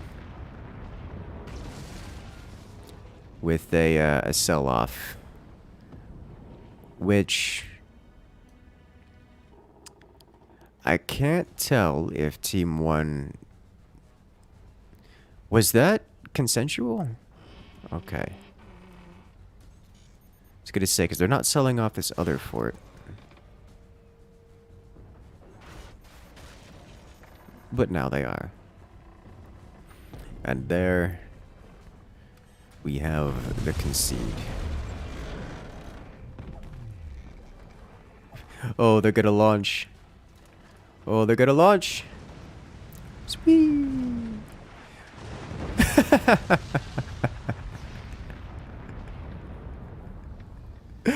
There you have it. Team 2 with the victory.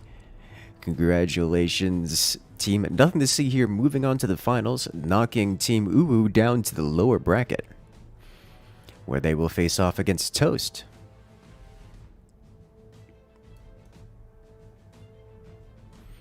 Alright then, let's get these next players in this lobby and start the semifinals of the lower bracket. Good job and well played.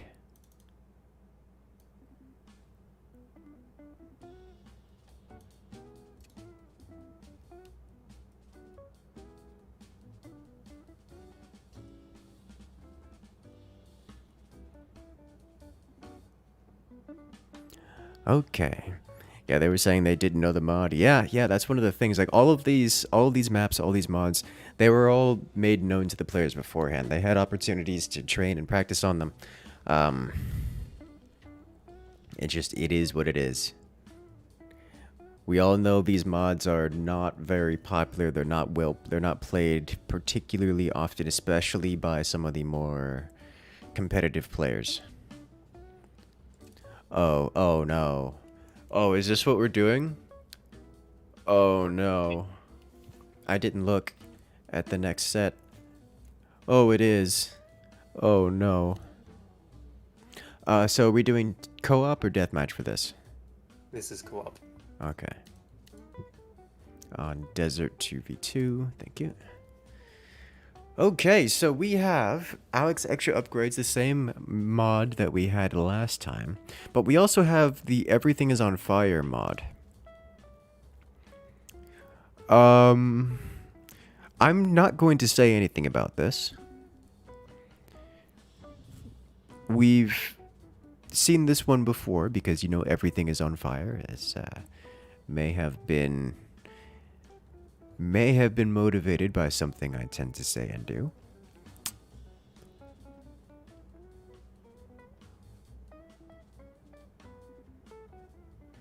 So,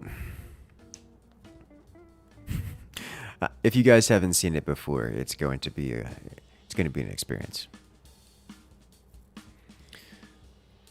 Yeah, Dami and Buzzalot on team 1, and then Durbenzin and it was Gengar, his teammate, on team 2. We're starting the commander bands.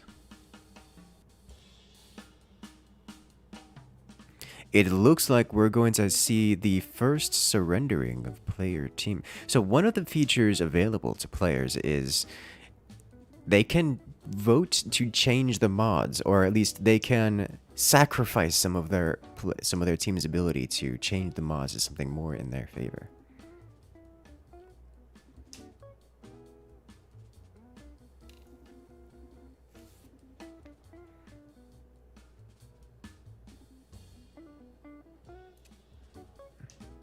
So we don't have Alex Slash upgrades. I'm sorry about that one, Flinnshadow. I just clicked. That's on me.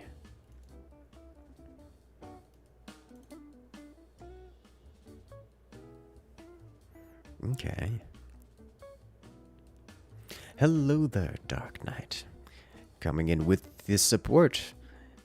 It's been a while since you've been watching. You wanted to say hello. How am I, and what is my beverage?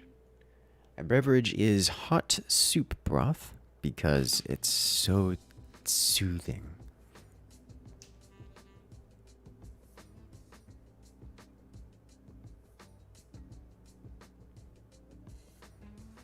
And I'm doing quite well.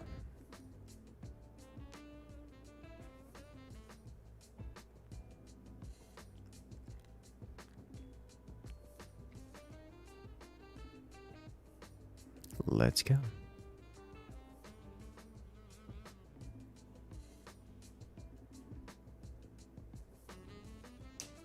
My catchphrase, things are reasonably warm. Yes.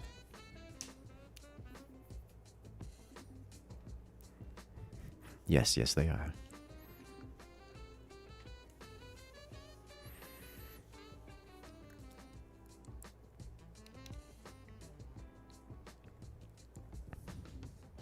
The commander bands are happening now.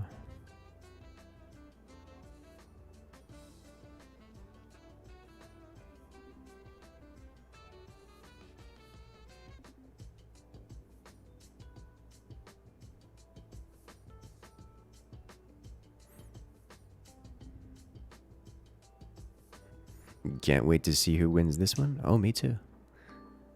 I suspect it will be Team Uru. But only one way to find out.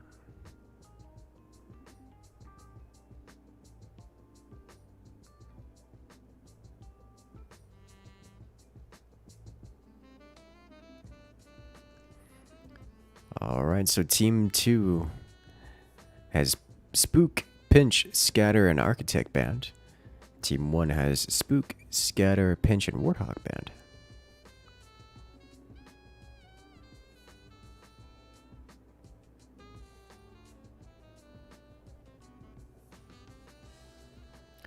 Alright then. Players ready.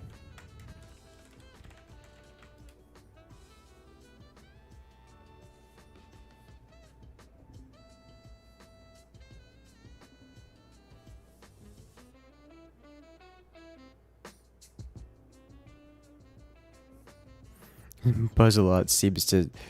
Oh no, poor Buzzalot. He seems very confused.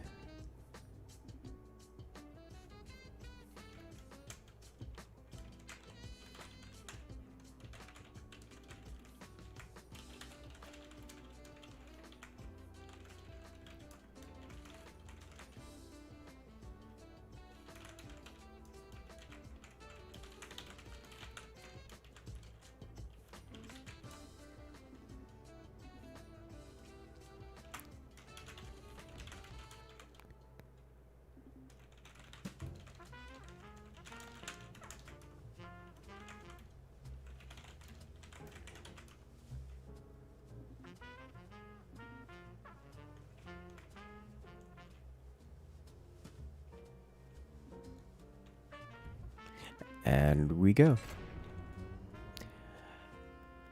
Alright, so the players have readied up. Let's jump into it.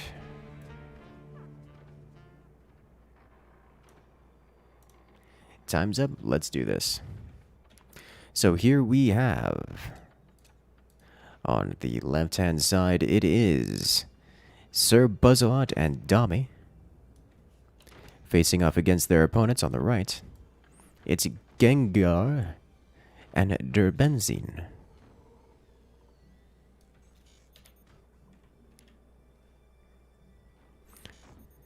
Now, this is a map that we haven't really seen very often. Oh yeah. They're doing the signs. They know it's up. This is a map that we haven't seen very often, but from it we can gather a fair few things. Somewhat close range, direct, easy shots upon your opponents, very close together, and well, that makes for some quite powerful early game aggression. And it looks like we're going to see some of that, because Team 1 has gone with the Seep Commander. That's extra strength to the missiles. We're talking swarm missiles. We're talking nukes. Extra powerful.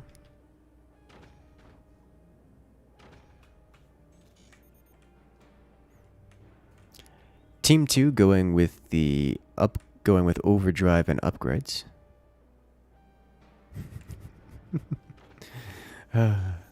Oh, jeez, why are you like this? You know, those things don't stop damage. Oh no. Why are you like this?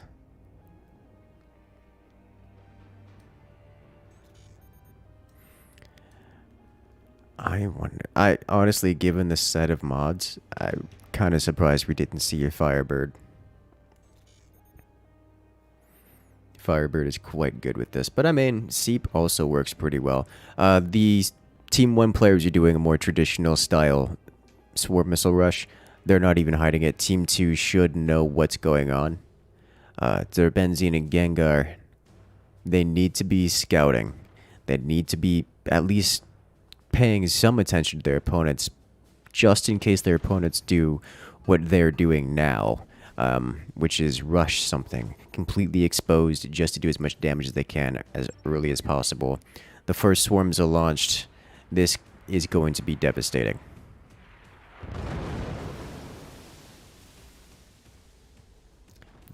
Very close to devastating. Okay, that could have been way worse. They were on top of that repair. Okay.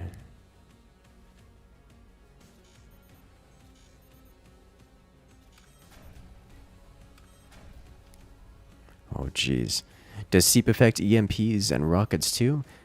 Yes. Yes, it does. Just not nearly as to a powerful degree. We have 2 nukes set up, and an incendiary mortar. Oh, they're just taking advantage of everything is on fire. Look how fast that fire spreads. Welcome to Everything is on Fire.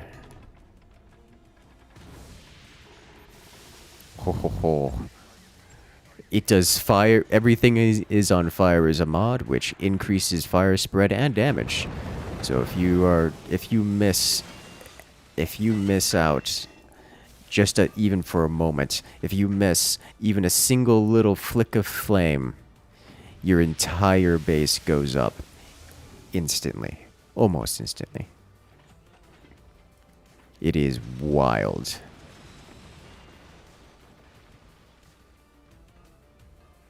Buzzsaw's coming in, doing some fairly substantial damage. But nothing game-breaking. Nothing that's going to win them the match.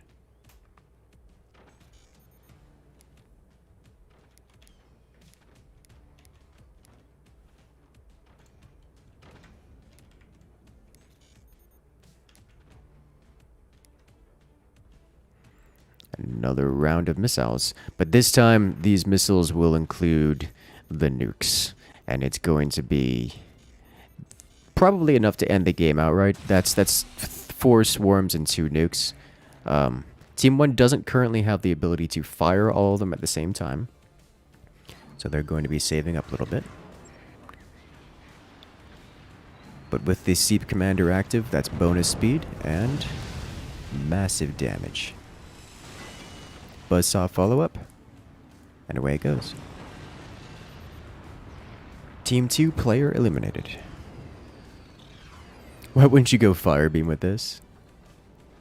I don't know. It's I don't know why you wouldn't, honestly. Like Fire Beam, machine guns, sniper, just anything that has an incendiary effect is just hilariously powerful. Look at that. The whole fort is on fire. Like everything is actually on fire. With that, Team 1 takes the victory. Here we have Buzzalot and Dami. Moving on to the finals. Congratulations. We'll see you in this next match.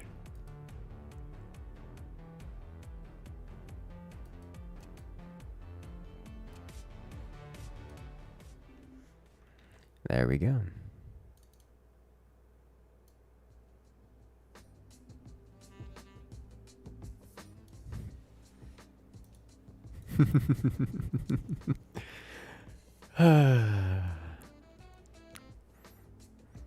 That mod is interesting, to say the least.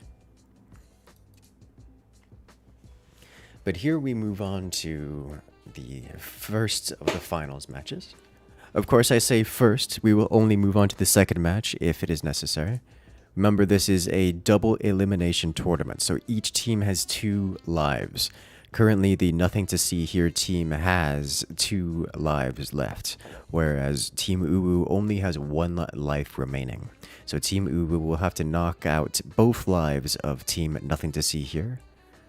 But Team Uwu only has 1 life left, so if they lose this next match, they are gone, and we will have our victors.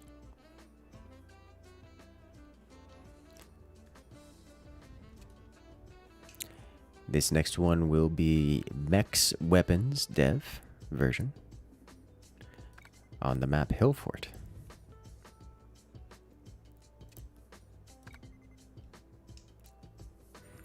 Would Sweeping Laser actually work with this mod, the Sweeping Fire Beam? To some degree, yes. Incendiary miniguns would be funnier. Oh, anything that does just lots of fire is disgustingly powerful in that mod. It's just more fire.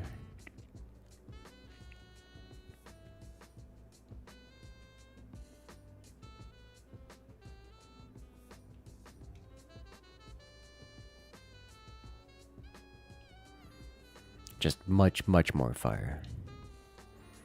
Everything is on fire mod, Firebird Commander, fog launchers. Yeah. Yeah.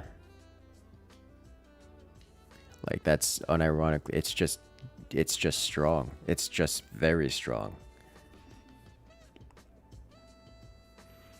Alright, so Team Nothing to See Here needs to be on Team 1, whereas Team Uwu is on Team 2.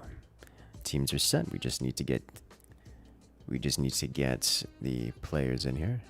Actually, I think we can do this is for Flinnshadow. I think we can use the other observer tools for this one, yeah? The dedicated one, as these are. I am not 100% sure if it would work on co-op, so I don't think that's a good idea. Fair enough.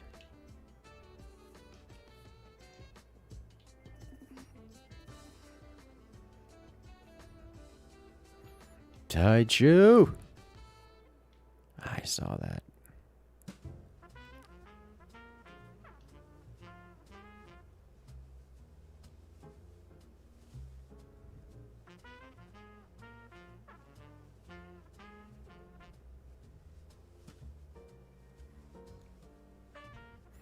You wonder how disgusting Firebird and 20 mils would be. That's the first shots that weaken the area for the next ones.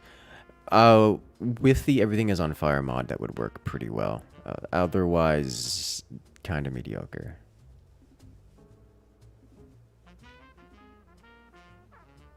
Need to remove and re-add mechs. So my game won't update. I need someone to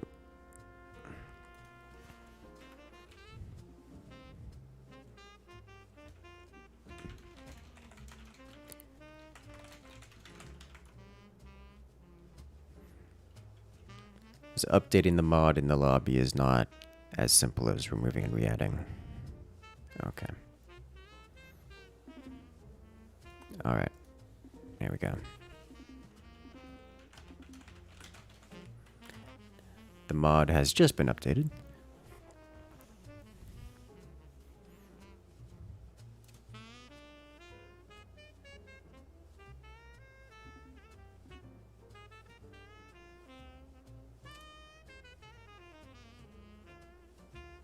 Sir Buzzlot says, we want to ban that mod.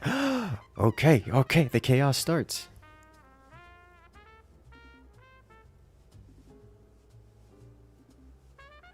Eaton says, I want to ban your ban. Very Eaton thing to say.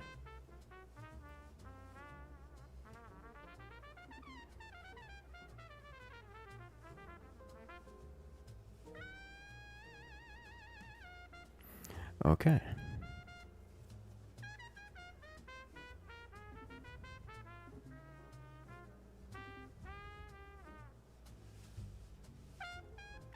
Alright, so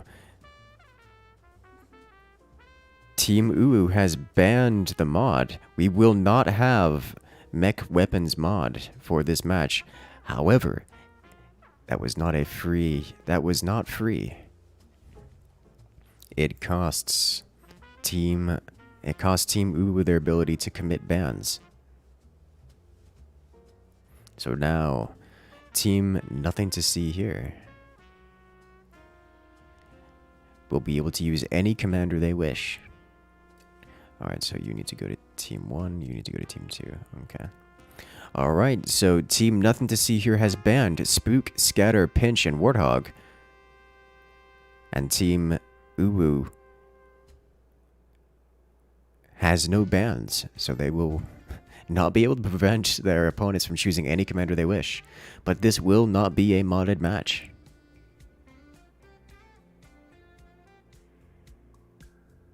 Want to ban Eaton? Oh no.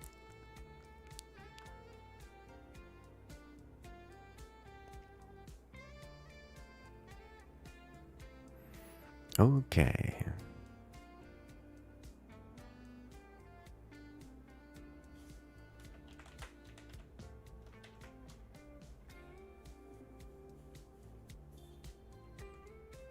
Just want one player from the other team to say, yes, ready? Or do we just go? Because this is a co-op one. All right, there we go. 3, 2, 1. Let's do this.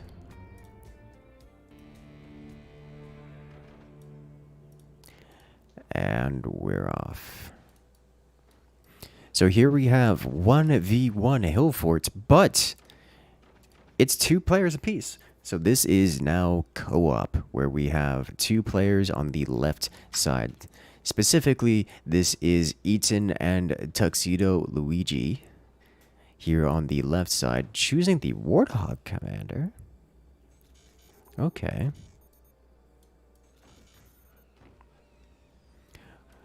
Team 2, it's Dami and Sir Buzzalot. I like how I'm just referring to him as Sir Buzzalot now.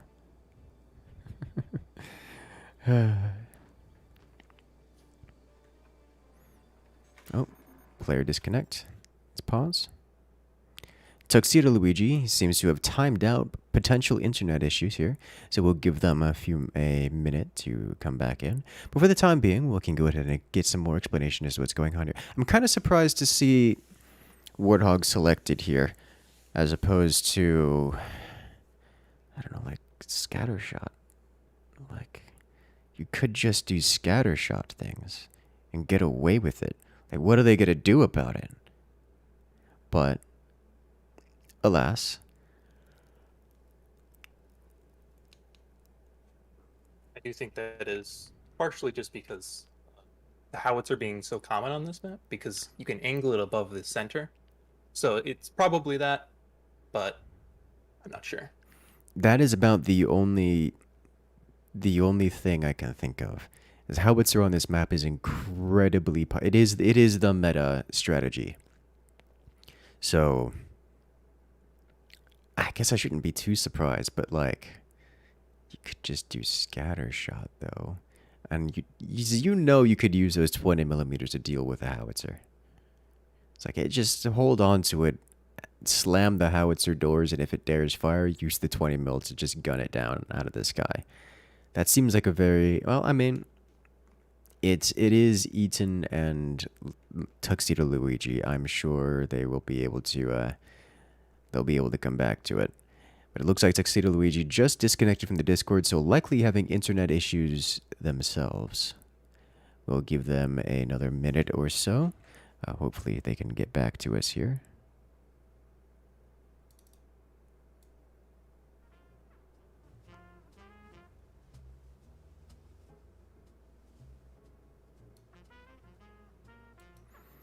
It looks like Eaton's internet issues have spread to his teammate, which is not ideal.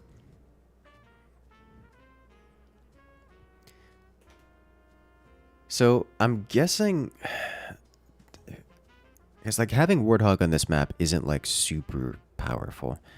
Though to be fair, considering Eaton has so much experience with the mech's weapons mod, it's probably definitely in Team 2's favor to have it removed, even if it means that they're given free access to Warthog Commander.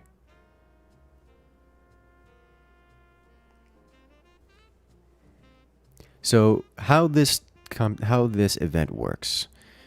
Everything has mods. Every match has a predefined set of mods, has a predefined set of madness, as it were. And each team in every round has an opportunity. They have the choice to change the mod or remove the mod at the cost of their commander bans. So they can say, we will change this mod, but we don't get to ban any commanders this round. And that is what happened this time around. So, are we going without? Is Eaton going solo this time? He's comfortable doing it himself. I know he's comfortable doing it himself, but have we not heard from... Yeah, it looks like Tuxedo is having internet problems. It's not going away, as he's on mobile. So I'm not seeing him reply anywhere.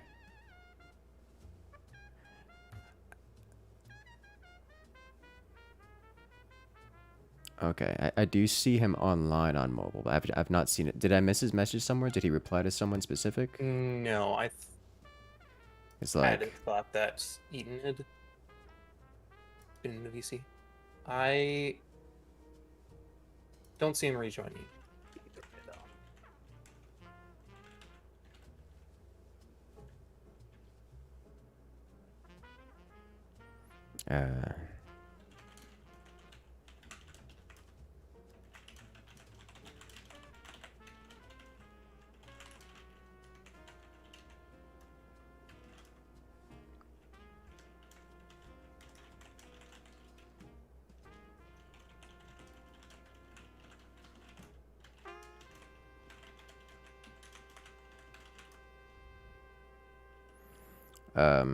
Like I can see that they were connected via mobile, so like they can at least read what's going on, but they haven't actually spoken anything, despite being pinged. It's like if they're coming back, then we wait for them to come back. If they say, like, if Luigi says, no, just I'm out for now, then that's fine. This is co-op. The match can still physically go on. Oh, there he is. Okay. So Luigi just says go without. He's still having internet issues. Okay.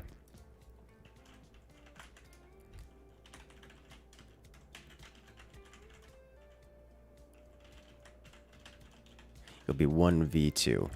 Which, to be honest, is almost definitely a benefit for Team 1 here. The player that only has one player is almost exclusively better than the team that has two players on a single fort.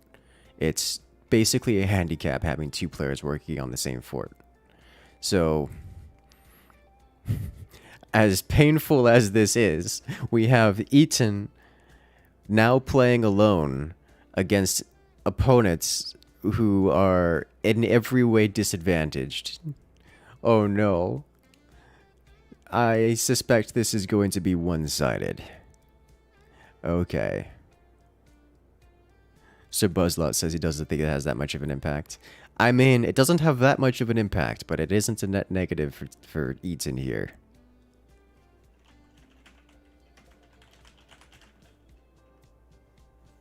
Okay. Isn't it an advantage being solo? Yes. Yes, it is. At least in this context. Alright. All players ready? We're starting this up.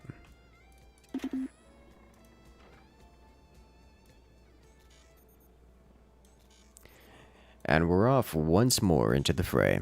Here on the left-hand side, it's Eaton going solo against the world. It's one boy versus a team of two. On the right-hand side, it's Sir Buzzalot and Dami. The commanders are selected. Team 1 is Warthog with that bonus damage to heavy weapons, making it extra powerful cannons and extra powerful howitzers. Against Hurricane for bonus build speed and bonus reload speed on everything. Eaton's opening with a buzzsaw, chopping off all that greedy tower of building that's going to put Team 1 in the lead. Eaton takes it and runs with it. Okay. What does Team 2 do? They reconstruct, spend some more money on things. Eaton far in the lead.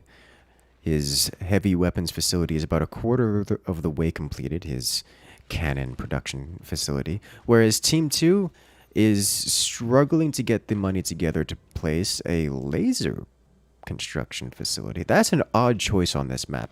Lasers with their direct fire requirements kind of don't work too well on this map, given that there is a giant hill in the middle, thus the map name Hill Fort, which means in order to physically hit their core, you'll see that Team 2 has to build tall, very tall to aim up. And we've seen how that goes. Swing. And it's all gone. Alright, so Team 2 lacks the position in order to actually place their weapons, and that likely won't change for a time, whereas Team 1, Eaton, is about ready to place his first howitzer. I imagine is going to be first. Actually, he doesn't have the storages for it, so he's going to be placing a cannon first and probably getting aggressive with it. I imagine his thought process right now is something along the lines of this. I've done damage. I've slowed down the opponents. I prevented them from doing what they want to do. I can get a cannon out and they can't stop me. And then with that cannon, I can apply even more pressure while building up to get a howitzer. And from there, not only will I have early pressure to stop them from stopping me, but then I'll have a smooth, clean transition into doing all the damage I need to do to end this game. And he's got 16.5 minutes left to do that. This is what is effectively a flawless build from Team 1, whereas Team 2 is struggling. Not only is Team 2 struggling from a perspective of current map state, they're also struggling to even complete their build because that buzzsaw has chopped off their bits so much. Mind you, they are specifically building this as a kind of distraction. They don't intend to build their heavy weapons up here. They know full well they can't keep this alive. Like this is not where they're building their heavy weapons. This is just keeping them in the game, keeping Eaton honest. It actually looks like Eaton's not going for howitzer, instead going for double cannon. I mean, he is Warthog, he can get away with this. But the Warthog bonus damage output during the commander active, you don't really need that howitzer to break through. You just hit them so much harder that it removes the enemies to begin with. Especially considering this is a 1v1 where you can drain your opponents of economy. Here we see the laser being placed in the rear and in a much more safe location. It won't explode to a single buzzsaw here, but they are going to need to defend it a bit better in order to keep it alive from the inevitable onslaught. Something worth noting, that laser cannot hit the Team 1's core. So this laser from Team 2 will not be ending this game. It's just going to keep them in the game. It can only fight the opponents, but it can't destroy the opponents. As the cannon rush ends the game. Perfect cannon to clock timing. 5 minutes 19 seconds, and Team 1 takes this victory. And that, ladies and gentlemen, is Team 1 going flawless throughout this. Team Uwu has lost their last life, and there is the end. So we have our victors here in this chaos-controlled tournament. It's Eaton playing alone, and his teammate having disconnected with the internet issues, claiming the title as well. Congratulations to Eaton and Tuxedo Luigi. Good work, both players going completely flawless in this tournament. Quick, clean, and flawless execution of that. That's about as clean as it gets. Someone forgot to defend the core. Yeah, I think they were so focused on getting their weapons that they didn't expect the cannon to hit. But I mean, it was a cannon to clock. It was a little bit late for cannon to clock actually, but not far off. It was just one shot clean to the core, and that was it. Honestly, I expected Team 2 to be a bit more defensive and actually tank that first cannon shell, but I mean, that's about as clean as it gets. So congratulations to Team Eaton and Tuxedo. The victory goes to them.